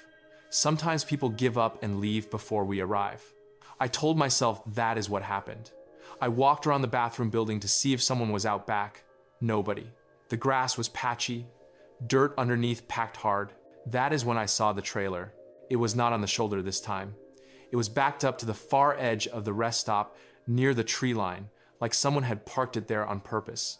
It was partly in shadow, but the red door stood out strong, even in the weak light from the parking lot poles. It looked smaller and bigger at the same time, like it did not fit the space it was in. My legs felt like they did not want to move forward anymore. The air between me and it felt thick. The buzzing from the lights overhead got louder in my ears, like the sound was being pushed down into my skull. I took one step toward it anyway. Then another. Each footfall sounded too loud. I could hear my own breathing, ragged. I remember thinking, do not go near it, do not go near it, and at the same time thinking, if you leave now, you will never sleep again, because you will not know what it wanted. When I was about 10 yards away, I smelled that same wrong cold. It cut through the smell of dust and old trash and engine oil. There were no taillights on this time, no glow. The trailer just sat there, pale skin blending into the dark. The red door had a faint line of light around it, as if there was a gap all the way around the frame, but that could have been my eyes playing tricks. I stopped just out of arm's reach. My hand was shaking so bad I tucked it into my pocket. I said, "I know you." I should not have said that, but it came out. There was a pause. Then the knocking started. Not from inside, but from the bathroom building behind me. 3 knocks from the men's door, 3 from the women's, then 3 from the cinder block wall between them. The sound moved in a circle, door to door to wall, like something was pacing around the whole structure, testing each surface. I spun around, flashlight beam jerking across dirty paint and chipped concrete. No one there. The wind picked up, made the trees at the edge of the lot rustle, but the sound of the knocking cut through that, sharper. My heart was beating so hard, it made my vision pulse. Then, all at once, the knocking stopped. The rest stop went quiet again, too quiet. I turned back toward the trailer. The red door was open. Not all the way, just a crack, maybe 6 inches. Enough to show a vertical strip of that ugly white light inside. The air coming out of it hit my face like the moment you open the door to a walk-in freezer. My breath fogged in front of me, even though the night outside was mild. I could see the edge of the floor in there, that gray tile or whatever it is, and the corner of a wall that did not match the outside dimensions. The hallway stretched away in a way that made my head hurt to look at. It did not seem to get dimmer with distance the way normal light does. It just went and went and went, until the lines of the floor and ceiling were too thin to see, but the light was still the same. There was someone standing way down that hallway, a silhouette, small, maybe the size of a kid, facing away from the door. The distance was wrong. They were too far for me to see them, but I could. I could see the shape of their head, the way their arms hung too straight at their sides. They were facing the far end of the hall, like they were waiting for something down there. I wanted to run. My knees locked. The air in my lungs felt heavy. My hand, without me telling it to, lifted toward the door. I think I said something like, "You called me." The silhouette shifted, just a little tilt of the head, like they had heard. Then the footsteps started. They were fast. Not a walk, not quite a run, more like the sound you hear when a kid is playing and hopping from tile to tile. Bare feet slapping on that gray surface, a beat too quick to be comfortable. The silhouette did not grow larger like it should with distance. It stayed the same size, but the footsteps got louder, closer, until the sound filled the space between my ears. My hand froze inches from the door. The little voice came then, not from the hallway, not from the trailer, but from somewhere behind my left shoulder. It sounded like it was right up against my ear. It said, "We almost had you on the road." I jerked back so hard I nearly fell. The footsteps inside the hallway did not slow. They kept coming, a rush of sound, but the silhouette did not change size or shape. It was like distance meant nothing in there. The pressure in my chest turned to full-on panic. I slammed the door with my shoulder, harder than I needed to. It shut with a dull boom. The knocking hit it instantly from the inside, 3 times, so hard I thought the metal would bend. The voice screamed once, high and full of something like anger or frustration. But it was not the voice of a child anymore. It had something doubled in it, like 2 voices trying to speak at the same time. The lot lights flickered then, all of them, buzzing louder. For a second it got so dark I could not see my own hands. In that darkness I felt a hand touch the back of my neck.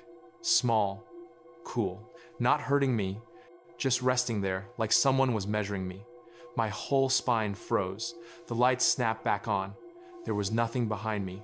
The trailer sat there, door shut, the seam around it clean and tight like it had never moved. I did not bother with dignity that time. I ran. I'm not ashamed to say it. I sprinted across the lot, jumped into my truck, dropped the transmission into drive without fully shutting the door, and took off. Gravel pinged against the underside. I did not look back until I was on the highway, and even then, I only flicked my eyes to the mirror once. The rest stop was a shrinking patch of yellow against the dark. No trailer, no van, just the bathroom block and the tables and the tall buzzing lights. The van that had sparked the call was gone, like it had never been there. My tablet pinged as I drove, loud enough to make me jump. I looked at it. The call I had just gone to was gone from the list. No completed ticket, no open request. It was as if dispatch had never sent it. In its place was a generic message saying coverage suspended on that stretch due to road closure. The road was not closed, I was driving it. I did not finish my shift. I radioed in and said I was sick, that I needed to come back. My voice sounded thin and far away in my own ears, but the dispatcher just said, "Okay, bring the truck in." No questions, no comments. Like they were relieved to get me off that highway. At the yard, the supervisor took one look at me and told me to go home and sleep. He did not ask for details. I think he saw something in my face he did not want to hear about. I drove back to my little duplex, parked crooked in my own driveway, and sat there for a long time, staring at my front door. It is not red. It has never been red. But in the reflection on my windshield, for just a second, it looked like it was. Now, weeks later, I am still not right. I quit nights. They moved me to days with a pay cut. I took it. I told them it was because I was tired and my back hurt and I did not want to be out late anymore. The real reason is I will not be on those highways in the dark again. I cannot. I hear knocking in everything now. Someone drops something in the apartment upstairs and my heart jumps like I am back at that first trailer on the shoulder. The sound of a child playing in the next yard over makes my hands sweat. If someone knocks at my door after sunset, I do not answer. I sit there on the couch, lights off, pretending I am not home, while my heart pounds so loud I cannot hear the TV. I checked my phone pictures a few days after that rest stop. I do not remember taking any that night, but there were 3 new ones in my gallery. All 3 are of a trailer with a red door taken from different angles. The first looks like it is parked on the shoulder of 84. The second looks like it is in a field entrance. The third looks like it is backed up to a fence I swear I recognize from just outside town. In every picture, there are no tracks leading up to it. In every picture, if you zoom in on the door, the paint is a little blurred, like the camera lens could not quite focus on that color. When I swipe past those photos, my phone freezes for a second on 12:6, then corrects itself. I have tried deleting them. The phone says they are gone. Then, a day or 2 later, they are back in the recently added folder. I hear that voice in my dreams now, but it never says words there. It just knocks. 3 times, then 3 more, farther away, then 3 more, closer again. The sound echoes down a hallway I can never quite see. When I wake up, my front door is always shut, the chair still propped under the knob. My truck keys are where I left them. The world is normal. The sun comes up.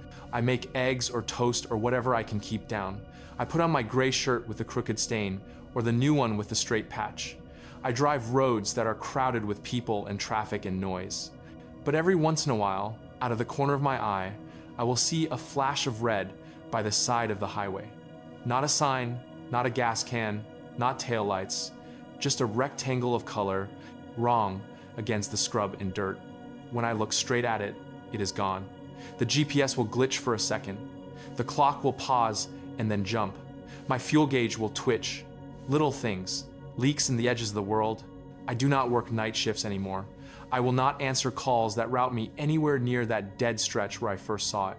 I have started circling locations in the paper map that sits under my seat, marking places I felt that wrong cold air. There are more circles than I want there to be. They are not in a line. They do not follow one highway. They are scattered, like someone dropped pins with their eyes closed.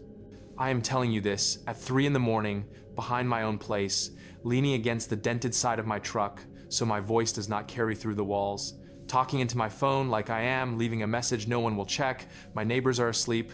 The only light back here is from the security bulb over the alley and the faint glow from my own kitchen window. The air is dry and still. No storm, no fog. Cats fight somewhere 2 houses over. A few minutes ago, while I was sitting on my couch trying not to think about any of this, someone knocked at my front door. 3 times. Slow, steady. The chair under the knob jumped on the last one. I muted the TV and sat there holding my breath. No voice came. After a while, I worked up the nerve to stand and look through the peephole. There was nothing on the little concrete porch. No shadows, no shapes, just the railing and the night. When I stepped back from the door, the paint around the frame looked a shade darker for a second, like a color bleeding through from underneath. Red, if you want the truth. It faded before I could touch it. That is why I am out here now, in the half-dark, telling this to whoever finds it. I am not asking you to believe me. I am asking you to remember one thing the next time you are driving some empty Texas highway at night and you see a dull white trailer with a red door sitting just off the shoulder. No truck, no plate, no tracks. If you think you hear a kid's voice asking for help from inside, check your clock, check your fuel gauge, look at the ground under the tires. If anything feels off, if the air smells like a freezer in the middle of a warm night, if the handle feels colder than it should under your hand, do not open the door, because it is not stuck out there. It is not tied to 1 mile marker or one rest stop. It finds you. It waits for you to come back, even if you do not remember the first time. It wants you to step through, to follow that voice down a hallway that goes farther than any trailer could. And once you stand in that light, I do not think you come back to the same road. Maybe you think you do. Maybe you drive, you eat your gas station burritos, you punch your clock, you live your little life. But some part of you stays in that hallway, listening to footsteps that never get closer, knocking on a door that never opens all the way. I can feel it still, on the edge of everywhere I go, in the bathroom at work when the pipes knock, in the elevator at the clinic when it shudders between floors, in the hollow echo under the floor of my own trailer when I walk heavy. It is under things now, under the road, under my truck, under my bed. So if you ever hear 3 knocks where there should not be any, and a small voice asking for help when you cannot see anyone there, do me a favor. Do not answer it. Do not say you know it. Do not step toward the red door, no matter where it shows up. I almost did, and my life has not been the same since. I do not drive nights. I do not sleep right, and every time the clock says 12:06, I feel that cold hand on the back of my neck again, measuring me like it is checking if I am ready to try the hallway one more time. My name's Kyle Berryman. I'm from a little strip outside of Mathis, down by the lake, and I work as a deputy for Sandaloro County. And I am telling you straight that what I am about to say is why I do not run night patrol anymore, why I do not sit inside a parked car with the engine running if I can help it, and why I check under my truck every single time before I get in, even in broad daylight, even just to move it a few feet. That day started so normal, it makes me sick now. I woke up at 5 because my back started hurting. Not from anything big, just from years of getting in and out of the cruiser with the belt on, and I lay there staring at the ceiling fan, listening to it click every third turn, thinking about calling in for a later shift, but I did not. I got up, I fried 2 eggs and burned one side because I was scrolling my phone, and I wiped the plate with a piece of bread like I always do. I remember I was wearing my older uniform shirt because the good one still had a coffee stain from the week before, and my wife had not washed it yet. There was a loose thread on my left sleeve, and I kept meaning to cut it off. I kissed my little girl on the forehead. She was half asleep on the couch with cartoons on low, and she told me I smelled like bacon. It was 6:42 when I punched in at the station. I remember because the time clock was 3 minutes slow, and the sergeant always complained about it, but never called anybody to fix it. We had the usual briefing in that stale little room with the humming fluorescent lights and the one chair nobody sits in because the back is loose. We went over a couple of theft reports, some trespass calls out near the refinery road, and a cow that kept getting out on County Road 7. Nothing special. They gave me Unit 12 again. The black and white with the slight alignment, pull to the right, and the new radio that crackled less than the others. I signed the log, checked my shotgun in the rack, checked the trunk for flares, and the first aid kit. I always tap the trunk once with my knuckles before I close it. I do not even know when I started that habit, but I did it that morning too. There was nothing wrong with the weather, no storm, no fog, just clear sky and that dry kind of December air we get when the wind has been blowing out of the north for a while. It was busy enough during the day that I did not think about anything. I wrote a couple of tickets, checked on an old guy whose neighbor thought he had fallen, helped a lady who locked her keys in her car outside the grocery store. Normal stuff. I had lunch around 1, a cold bologna sandwich my wife wrapped in foil, and a little bag of those cheap chips that taste like salt and oil. I remember I spilled a few crumbs on my uniform and brushed them down between the seat and the console. A stupid detail, but that is how my brain is stuck on all of this. The shift change to nights was the part I always hated, because the station goes quiet, the day guys joke as they leave, and the sky outside that little side door goes from blue to that flat kind of dark where everything looks like a photograph. I picked up the night rotation because one of the younger guys had a dentist appointment the next morning and asked me to cover, and I said yes without thinking, just like that, just to be nice. If I had said no, I would not be talking to this phone right now. We rolled into night with nothing big on the board. I fueled up the cruiser at the county pumps, signed the clipboard, watched the numbers click on the old pump display, and I remember thinking how the diesel pump next to me always smelled stronger than the gasoline one. I was alone in the car for the night, which I actually liked most of the time. Our county is stretched thin. You drive long stretches of 2-lane roads with nothing but fields and a few houses with one light on. The radio chatter slows down after 10. You hear the same voices checking in, doing traffic stops, calling clear, making bad jokes when it is slow.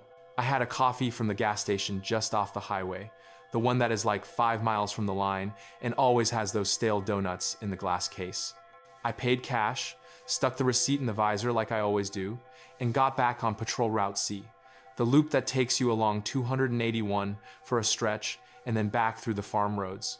At 11:38, I remember, because I checked the clock, dispatch called out that Unit 7 had not cleared from a vehicle assist over on Farm to Market 2148.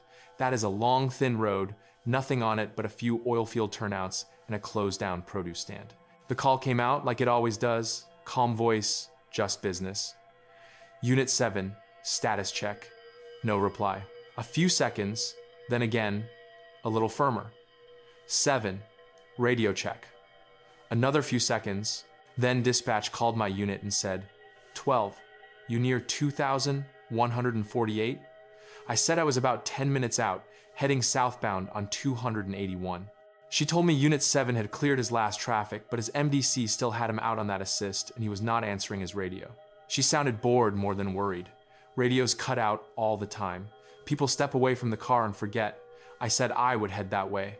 That was the trigger, man. That was where everything started to tilt.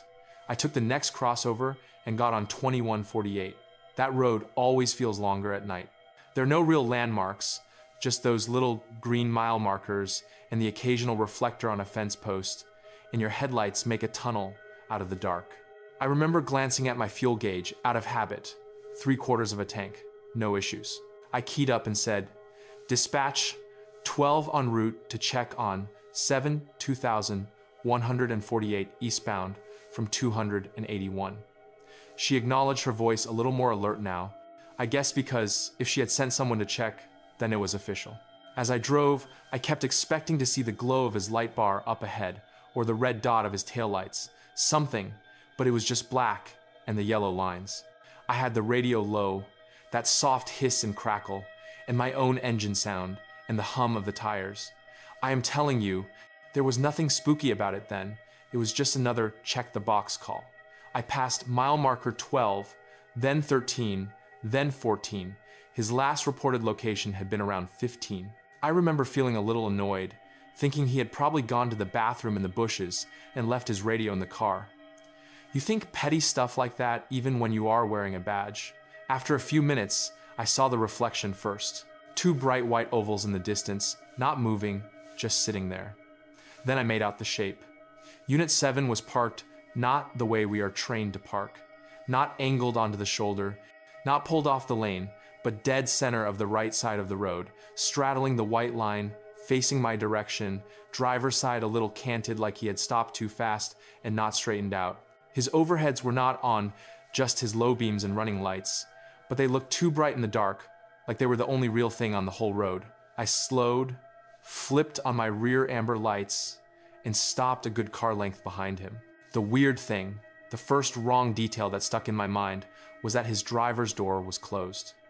If you are out of your unit on a dark road, you either leave it open a crack or you are standing right by it. The car was running. I could see the exhaust coming out the back in a faint, steady trail. It was in park. I could see the reverse lights were off. No one was moving inside. I called out on the radio, dispatch, 12. I have visual on 7's unit, 2148 near mile 15.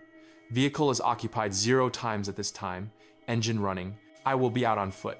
She said, copy, 12, out with 7's unit, nothing special. My hand brushed that loose thread on my sleeve when I reached for the door handle, and that stupid feeling went through me like I should have cut it this morning. I stepped out. The air hit me colder than I expected. There was that high, thin kind of wind that makes the grass along the ditch whisper, but you do not feel it strong on your skin. You just hear it. Another little wrong thing. I could not hear any animals. No crickets, no frogs, no distant dogs, nothing. Just the engine of Unit 7 idling steady and my own hair in my ears. I shut my door, but not all the way, left it on the latch so the dome light would not come on, and clicked my flashlight on. The beam looked weak against the headlights in front of me, like they were washing out my light. I walked up along the driver's side of my car, checked the road, and started toward his rear bumper. I called his name once, not over the radio, just into the night, the way you do. Hey, Calderon, you good? No answer. I tried to tell myself he was just off in the brush, taking a leak. Still, the hair on my arm stood up. I thought of our training. Approach cautiously, check interior, maintain awareness. I put my hand on my gun without pulling it, just because that is what you do when you feel your stomach drop and you do not know why.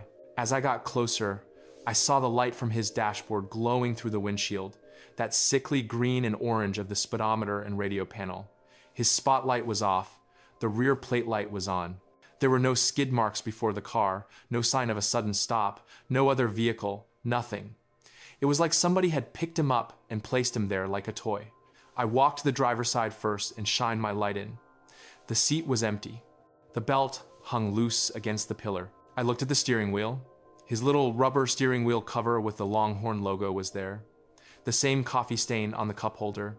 His half-finished bottle of water in the console. The radio stretched up on its mount. His hat was on the passenger seat, upside down, like he had just tossed it there. The dashcam indicator light was on. That little red LED, that means it is recording. The screen showed the road in front of the car, a frozen frame of blacktop, and the faint glow of his headlights. There was nothing in it. That was normal. What was not normal was the radio. It hissed like they do when the squelch is open, but nobody was talking. It was the kind of hiss you usually only hear if you turn the volume all the way up with no channel selected. I checked it with my eyes. The knob was in the usual spot. Not too loud, not muted. It was on our dispatch channel. The hiss sounded wrong, like there was something underneath it that I could not quite catch, like when people talk in another room and you only hear the tone. I walked around to the passenger side, shining my light in again, looking for any sign of struggle.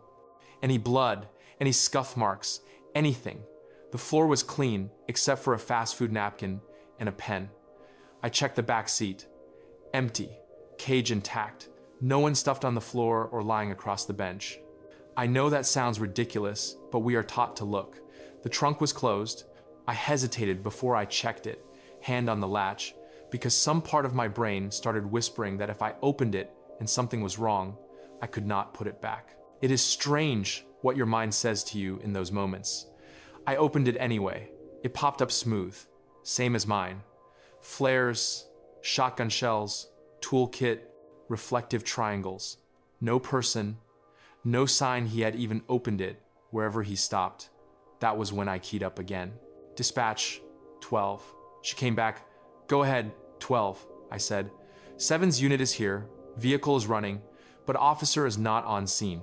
I am going to secure the car and check the immediate area, she said. And I remember the exact words because they replay in my head. Copy, 12. Be advised, CAD still shows Unit 7 in service. Last status clear at 22:49 on a motor assist. No further calls after that. That did not match what I was seeing, but it was not impossible. Sometimes the CAD lags and does not show an officer out on a call. I asked her, "You got his last GPS ping?" She said, "Affirmative. Last ping 13 minutes ago. Location shows 2,148 near mile 15. That your location? 12? I looked at the mile marker just ahead in my light. It said 17. I said, "Negative, dispatch. I am at 17. There was this tiny pause. Copy, 12. Stand by. The hiss in his radio got louder right then.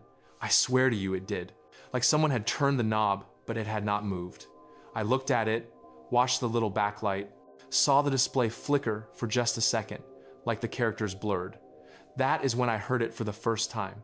Not over my shoulder, not in my head, but right out of the speaker in Unit 7. It was a voice under the hiss, low, like somebody too far from the microphone, but clear enough that my body reacted before the words even made sense. Every muscle in my back went tight. It said, "He is underneath." Just that. Calm, like a statement, like someone reading off a plate number. He is underneath. The hair on my neck prickled so hard it hurt. I thought it was dispatch playing a trick for half a second, which makes no sense, but your mind will reach for anything normal. I keyed my own radio. "Dispatch, did you copy any traffic from 7's unit?" My voice shook, and I hated that. She said, "Negative, 12. I do not show any transmissions from 7. You transmitting from your unit or his?" I said, "Mine." She said, "Copy. I have you on airway. No other units." I looked at the dash of Unit 7 again, that red LED still steady, and my own reflection in the window with my flashlight. I told myself it was some kind of bleed, some weird interference. Another station, some trucker, kids with a radio scanner, anything. People hear stuff like that sometimes. I forced myself to move, to do what I said I was going to do.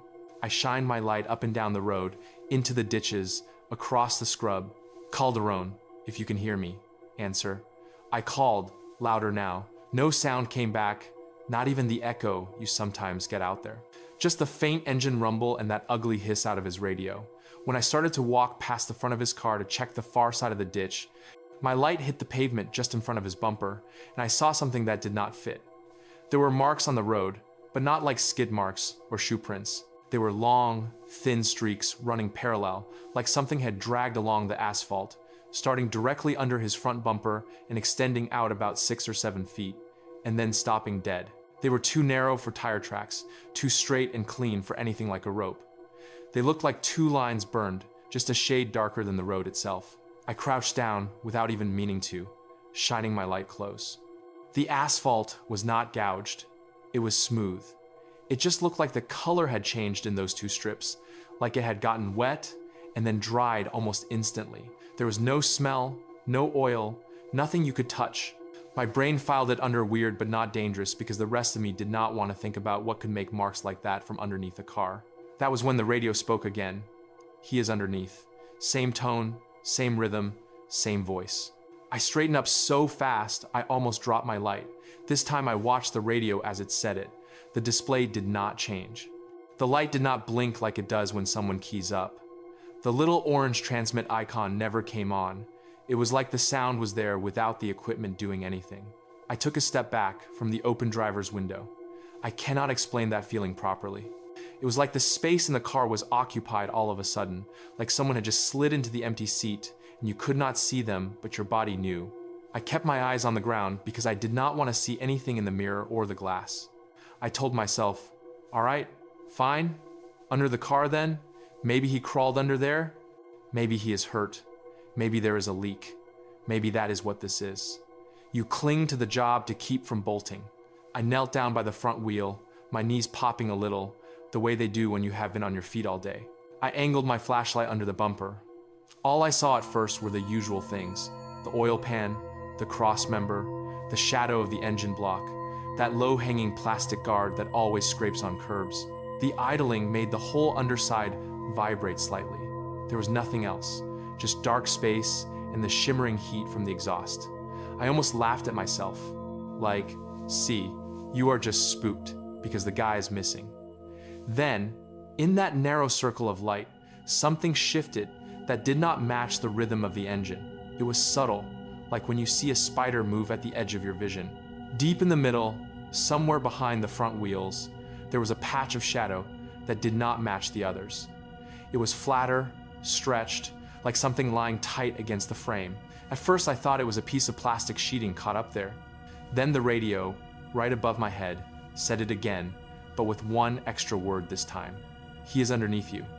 I jerked so hard I smacked the back of my head on the bumper. Pain flashed across my scalp. My flashlight skittered out of my hand, rolled in a slow circle, and for a second the beam spun across the underside of the car in a way that made all the shadows move. That darker patch in the center seemed to slide, not drop or bounce, but slide, like it was pinned to the chassis and unpeeling. It elongated toward the front of the car, thin and deliberate. I did not see a face. I did not see eyes. I want to be clear about that. If I had seen a face, I think I would have gone insane on the spot. What I saw were limb shapes, if you can call them that, but too long, too flat, not bending where things bend. They moved soundlessly, hand over hand if they were hands, hooking along the undercarriage faster than any person could move in a space that tight. The weight of the car did not shift, the suspension did not bounce. There was no noise except the engine and the hiss of the radio. Something slid from the center line toward where my head had just been, hugging the metal as if there was no friction. I heard my own breath choke. I scrambled backward on my hands and heels, boots scraping the pavement, and my heel hit one of those darker lines on the road. For a second, it felt colder than the asphalt around it, like a strip of metal in winter. By the time I got upright, my flashlight had come to a stop between the two cars, pointing back at Unit 7's grill. The beam caught the underside again, and for one heartbeat, I saw it more clearly. It was like a man flattened by pressure. If a man could be stretched so thin, his arms were longer than his whole body, with joints in the wrong places and no thickness at all. It clung to the chassis with those long fingers, but the fingers did not curl the right way. They seemed to reach in more directions than there should have been. It pulled itself toward the front and then down, as if gravity changed for it, and the underside of the car was no longer up, but sideways. And in that same moment, the radio in my own cruiser, behind me, not the one in Unit 7, came alive with that same voice, closer, clearer, like it was speaking right into my ear through a headset I was not wearing. "He is underneath you, Kyle." Hearing my name took my knees out. I did not remember telling dispatch my first name. I do not know who all knows it on the air. It does not matter. That is the thing that broke whatever part of me still thought this could be a prank or some weird interference. Something knew my name and was choosing to say it that way. I turned, I did not even decide to, my body just did, half expecting to see someone standing between the cars with a mic, some idiot playing around. There was nobody. My unit sat there with its doors closed, its own engine idling, my headlights casting their own tunnel into the dark behind me. I could see my reflection faint in my windshield, a shape in a uniform holding nothing. The radio on my dash had its display calm as always. No transmit icon, no blinking, just the channel number. The voice had come from everywhere and nowhere at once. Behind me, metal popped. You know that ticking sound cars make as they cool, except this one was running hot. It was a sharp, hollow thunk from underneath Unit 7, like something hard had struck the frame from the inside. Then another, closer to the front. The whole car did not rock, but the front bumper shifted down a hair, like weight had transferred. The long shadows under the grille moved out past where I could see onto the pavement just below the bumper. Something was crawling out. I told my legs to move and they did not. I am not proud of that. I stood there in the wash of the headlights, hand on my gun, but I did not draw it. There was a sick understanding in my gut that it would not matter. Bullets are for things with bodies the way we understand them. This was something else. The first part of it that emerged under the bumper looked like a pair of arms reaching, except they were too long and came out side by side, flat against the road, elbows bending out instead of up. The fingers, if that is what they were, spread wide and stayed pressed to the pavement, as if they were testing it, feeling it. The whole surface of it was dark, not black exactly, but the color of the road when headlights hit it after rain, even though the night was dry. It pulled the rest of itself out in a slow, patient motion. There was no scrape, no rustle, nothing. Just that soft hiss from the radio and my own pulse in my ears. Where its head should be, there was only a rounded, smooth shape, like a helmet that had been squashed. It did not look at me. It did not need to.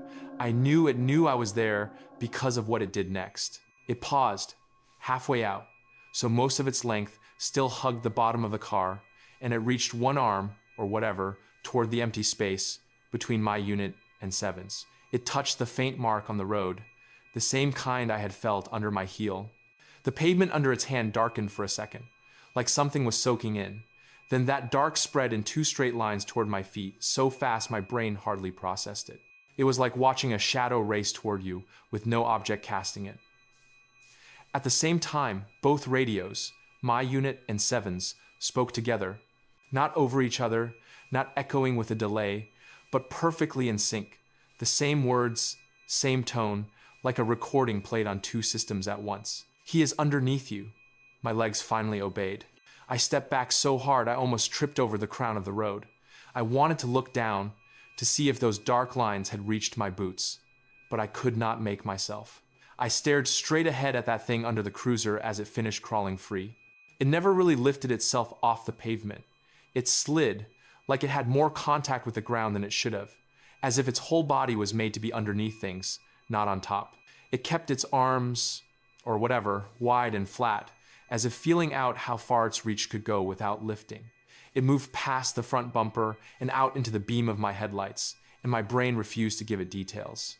It just kept throwing up words like wrong and flat and long. It stopped once it was fully clear, lying there like a shadow that had thickened. For a second, the radio went completely silent. No hiss, no background chatter, nothing. Even the engine sounds seemed to fade.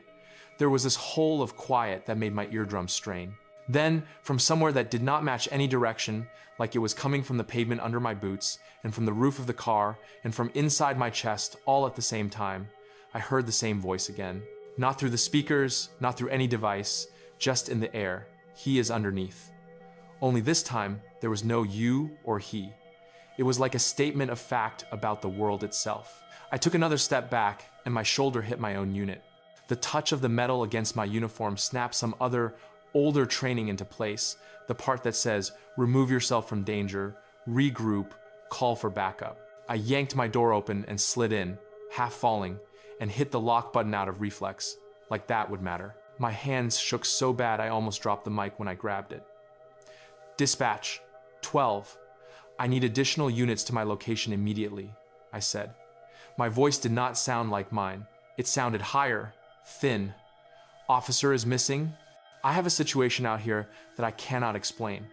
That is the closest I could come to saying there is something in the road that should not exist.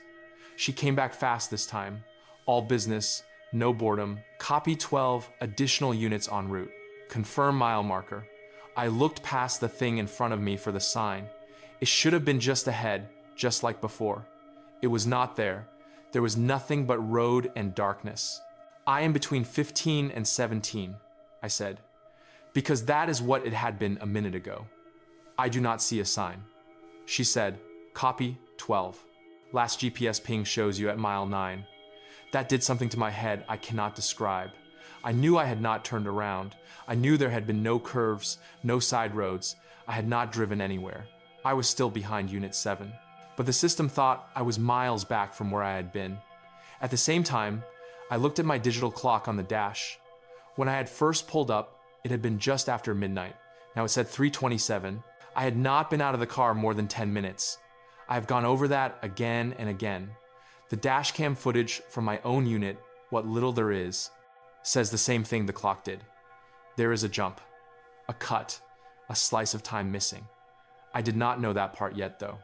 In that moment, sitting there gripping the steering wheel so hard my fingers hurt, all I had was the numbers and the wrong mile, and the weight of my own body screaming at me to get away. Out in front, in the shared light of both cruisers, the thing lay still. It had not moved while I scrambled into my car. It was like it was waiting. The radio stayed silent. My own breathing sounded too loud in the cab. Then my dashcam indicator light flickered.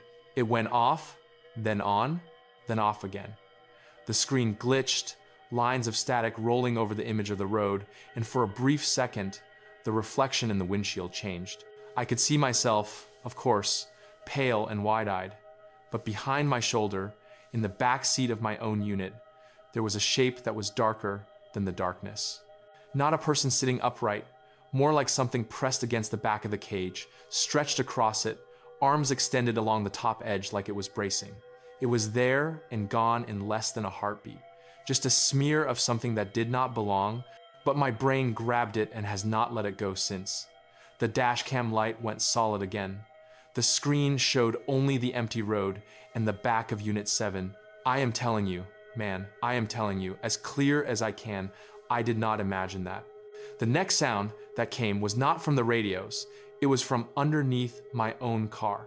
A single, heavy thump right under my feet, like somebody had balled up a fist and hit the floor from below. The steering wheel shook in my hands. The pedals jumped. My whole body flinched. Then, very slowly, The back of my seat pushed forward a fraction, as if something had pressed against it from behind and then settled back again. There was no weight reading on the sensors. My seatbelt did not tighten, but my body knew something had touched the same structure it was attached to. I did the only thing my frightened idiot brain could come up with. I threw the car into reverse and hit the gas. The engine roared. The cruiser jumped backward. I did not look behind me, which is against everything we are taught, but I could not take my eyes off the thing in front of me. As I backed up, it did not turn or pivot like a person would. It did not even lift its head. It just slid, pivoting around some invisible point, staying exactly the same distance from my front bumper as if we were connected by a rod. The lines under it stretched and shortened with the movement, never breaking. It was like I could not increase the space between us. No matter how far I backed up, it stayed at that same distance, right at the edge of my headlights, flat to the pavement, arms wide. The mile marker signs did not appear. The roadside did not change. It was the same patch of nothing repeated. The panic that rolled through me then was like drowning. I threw it into drive and lurched forward. Same thing. It retreated at the same pace, never more, never less, like it was fixed on the tape in front of me. The two long, dark streaks on the road, the ones that had started under Unit 7, now extended under my own car, moving with me, as if my wheels were on rails I could not feel. My stomach flipped. I slammed the brakes. The cruiser skidded to a halt. The seatbelt dug into my chest. The thing stopped exactly when I did, still at that same distance, still stretched out on the pavement like it had not exerted itself at all. My radio clicked. No hiss, no voice, just that little sound it makes when someone keys up and does not speak. Then, so soft I might have missed it, if I had been breathing any louder, there was a whisper. Not the same voice as before. This one sounded like Calderon. I know his voice. I have had coffee with him. I have watched games with him in the break room. It was him. "Do not get out," he said. That was it. 3 words. It was not a transmission anybody else heard. Dispatch did not ask who was stepping on their mic. There was no carrier signal. It was like the air in front of my face shaped itself into his voice just for me. I sat there frozen, hands on the wheel, eyes burning. I wanted to answer him, to ask where he was, what was happening, but my throat had locked. My phone buzzed in my pocket at that exact moment, and I almost screamed. I yanked it out with one hand, still watching the thing, and saw my wife's name on the screen. It said the call had ended just as I looked. The timestamp said she had called 2 hours ago. I had not felt it. The battery indicator flickered between 70% and 10 in the space of a blink, then settled on 52. Little stupid details. They add up. The next time the voice spoke, it was back to that first one, the one that liked that phrase. This time it came from everywhere again, only the words changed. You are underneath. Not he, not it, you. The pronoun shift hit harder than anything. My chest tightened. I felt this pressure under the car, under my seat, this sense that the entire world above the pavement was just a thin shell, and the real space, the deeper part, was below, and something that belonged there was looking up, waiting for cracks. I do not know how long I sat like that. The dash clock jumped again at some point. One moment it said 3:29, the next it said 4:12. There was no fade, no steady ticking through those minutes, just a cut. When the first backup unit finally arrived, I did not see it approach. 1 second, there was only my headlights and that thing. The next second, red and blue strobes exploded in my mirrors and washed the road. The thing was gone. There was nothing in front of me but Unit 7 parked where it had been. Only this time it was properly angled to the shoulder, like a textbook traffic stop position. The 2 long dark streaks on the road were shorter, ending just beneath his bumper, and my own car sat a good 10 yards behind him instead of pressed close like it had been. My brain tried to rewrite the last hour in a rush, telling me I had imagined it, that I had dozed off, that I had had some kind of episode. But when I stepped out, because now with other people there I could move, I saw quick that the story was not going to be that simple. The backup deputy, Merritt, climbed out of his unit with that usual big grin on his face he always had when he thought a call might be nothing. It faded when he saw me. "You look like death, man," he said. "You all right?" His words sounded muffled. I nodded because I did not have an answer that made sense. Dispatch came on, confirming our units, sounding relieved. Within the next half hour, we had 3 more cars out there, the sergeant, and then eventually the rangers when they realized an officer was gone. They searched the ditches, the fences, the fields, with dogs and thermal cameras. Helicopter later that morning, they found nothing. No footprints, no drag marks, no blood, no signs of a struggle. Just an empty cruiser with the engine still warm and the dash cam that should have shown the whole road the entire time. The dash cam footage from Unit 7, when they pulled it, was wrong in a way that made my skin crawl. It showed him driving down 2,148, responding to the motorist assist. He pulled up behind a pickup with its hood up. He got out, walked to the driver's window of the truck, talked to someone we never see because the camera angle misses it. Then he came back to his car, sat down, said something into the radio we cannot hear because the audio clipped for some reason, and then he looked up sharply, like someone had tapped on his window. He opened his door, stepped out, and vanished from the frame before the door had even swung wide. I do not mean he walked out of the frame. I mean one frame he is there, the next he is gone, and the door is in a slightly different position, as if time had stuttered. After that, the car just sits there. At some point, the truck in front of him is no longer in the footage. It does not drive away. It is just gone between frames. The timestamp on the video jumps 3 times in the next hour, the same way my dash clock did. There is a segment, about 9 minutes long according to the timestamp, where the picture goes completely black even though the indicator light says it is recording and the car does not move. When the picture comes back, the car is in the middle of the road instead of at the shoulder, straight instead of angled, and the motorist's truck is gone. That is the position I found it in. They asked me to write a report, of course. They sat me in that little room with the bad coffee and the buzzing light and told me to start from the beginning. I gave them the breakfast, the briefing, the call, the drive. I gave them the empty car, the missing officer, the strange voice on the radio, in the most normal words I could. I did not tell them at first about what I saw under the cruiser. I told myself I was protecting my job, my badge, my sanity. When I got to the part about the wrong mile marker and the time jumps, they exchanged looks I am not supposed to see. They told me radios glitch, GPS pings bounce off towers, clocks malfunction. They asked if I had been feeling stressed, if I had slept all right, if I had any family history of fainting spells. I sat there with my hands on the table and felt that same hollow under me that I had felt on the road. After about 10 minutes of that, I told them the rest, because the lie felt worse than whatever they would think. I told them about the voice using my name, about the things sliding out from under the car, about it seeming to keep pace with my cruiser even when I drove, about the whisper that sounded like Calderon telling me not to get out. The room changed. The sergeant's face went blank in that way. That means he is shutting down. The ranger, who had been leaning back in his chair, sat forward, not because he believed me, but because now he had a problem he could label. They asked if I had been drinking, which offended me on some level, below the fear. They asked if I had ever had hallucinations before. They asked if I wanted to talk to someone. They did not put any of that in the official report. On paper, it says, I responded to a welfare check on a fellow officer, found his unit running and unoccupied, secured the scene, requested backup, and assisted with the initial search. It mentions that I reported a possible radio interference and a discrepancy with the GPS, underlined as technical issues to be forwarded to IT. It does not mention the words, he is underneath, even once. The dashcam footage from my own unit, which should have shown that whole thing in front of my car, including whatever I saw or thought I saw, crawl out, got corrupted. That is the word they used. The first 15 minutes are clear. Then there is a block of static and digital smear for about 32 minutes. Then the picture comes back and shows my car already parked, my headlights on, and then the arrival of the first backup unit.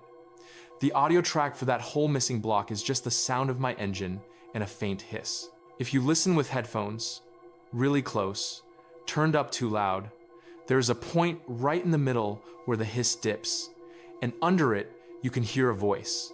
I've played it for myself so many times that I might be making it up now, but I swear you can hear it. It is a breath that is almost a word, like the start of that same phrase. It never gets all the way through. It stops right between the syllables. After that night, I lasted exactly 3 more shifts on nights.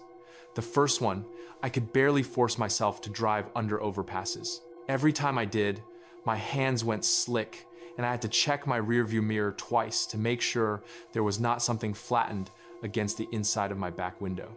I started hearing little knocks while I drove, tiny sounds from the floorboard, from inside the door panels, from the trunk. Every time I pulled over to check, there was nothing. The second shift, I had a simple noise complaint at a trailer park on the edge of town. When I pulled up, a kid had his music up loud in a car with the doors open. I walked up, tapped the roof to get his attention. The bass coming out of his speakers made my chest vibrate. For 1 second, underneath the beat, the song dropped out, and all I could hear was that hiss and the voice saying underneath stretched out, not as words, just the sound pattern. I stepped back so fast the kid thought I was mad at him and started apologizing. I wrote him a warning and left, hands shaking on the steering wheel. The third shift, I was sitting at the station parking lot before roll call, engine running, looking at my reflection in the glass doors, and I realized I could not make myself put the car in drive. I could not make myself spend another 8 hours in a box of metal that could be sitting on top of that thing like a coffin lid at any second, whether I knew it or not. So I went inside, went past the briefing room, and knocked on the captain's door. I told him I wanted off nights. I told him I did not care if they put me on desk duty, on evidence, on school visits, on whatever. I just did not want to be the one driving dark roads alone anymore. He looked at me like he was trying to decide if I was broken or just tired. He agreed faster than I expected. Maybe he saw something in my face. Now I work days, mostly paperwork and some courtroom runs. People joke that I got soft. I let them. I do not tell them that when I park my personal truck at home, I choose spots with gravel instead of asphalt because I want to hear it crunch if anything moves under me. I do not tell them that I cannot sit in any vehicle, even as a passenger, without glancing down between my feet at least once to make sure the floor looks solid. My wife noticed I sleep with my feet tucked up now, not hanging off the mattress. She thinks it is a new quirk. I have not told her why. Our little girl likes to lie on her stomach and slide under the couch, pretend she is a monster hiding. The first time she did it after that night, I grabbed her ankles and pulled her out so hard she cried, and my wife yelled at me. I apologized, held them both, told them I was just startled. Now I cannot be in the room when she plays that game. I find errands to run. I volunteer for grocery duty. Anything not to see that little pair of legs disappear under furniture. A couple months after Calderon disappeared, I ran into his wife at the store. She had their boy with her in the cart. She asked me, because she knew I was the one who found his car, if I thought he suffered. What do you say to that? I told her no. I told her whatever happened, it was quick, that he probably did not even know. She cried anyway, right there between the cereal and the canned soup. I stood there holding a box of coffee filters and wanted to tell her there is a worse thing than suffering, and that is knowing you are somewhere you are not supposed to be, somewhere no one can reach you, and feeling something slide along underneath you waiting for you to notice. But I kept my mouth shut. I am telling you instead into this cracked phone at 3 a.m. behind my rusted out trailer while the highway hums in the distance. I know how it sounds. I know what it makes me. I am not asking you to believe in monsters or in anything supernatural. I am telling you that there is a space under the things we trust, under our roads and our floors and our routines, and that night it opened up just enough to show me that something else uses it. We spend our lives on top of it, thin as we are, thinking the ground is solid. It is not. Something is underneath. And if you ever drive alone out on 2148, or any road like it, with no houses in sight and no animals making noise, and your radio suddenly goes quiet when it should not, and your headlights feel like they are hitting something that is not there, do yourself a favor. Do not stop in the middle of the lane. Do not get out without checking where your feet are going to land. And if you hear that little whisper, whether it comes from the speaker or from the space under your seat or from the back of your own head, saying, "He is underneath," or "You are underneath," believe it, because whatever I saw that night does not care about our reports or our rules or our clocks. It only cares that there is always something above it, walking and driving and lying in bed, and that eventually, for someone, somewhere, the roles are going to switch.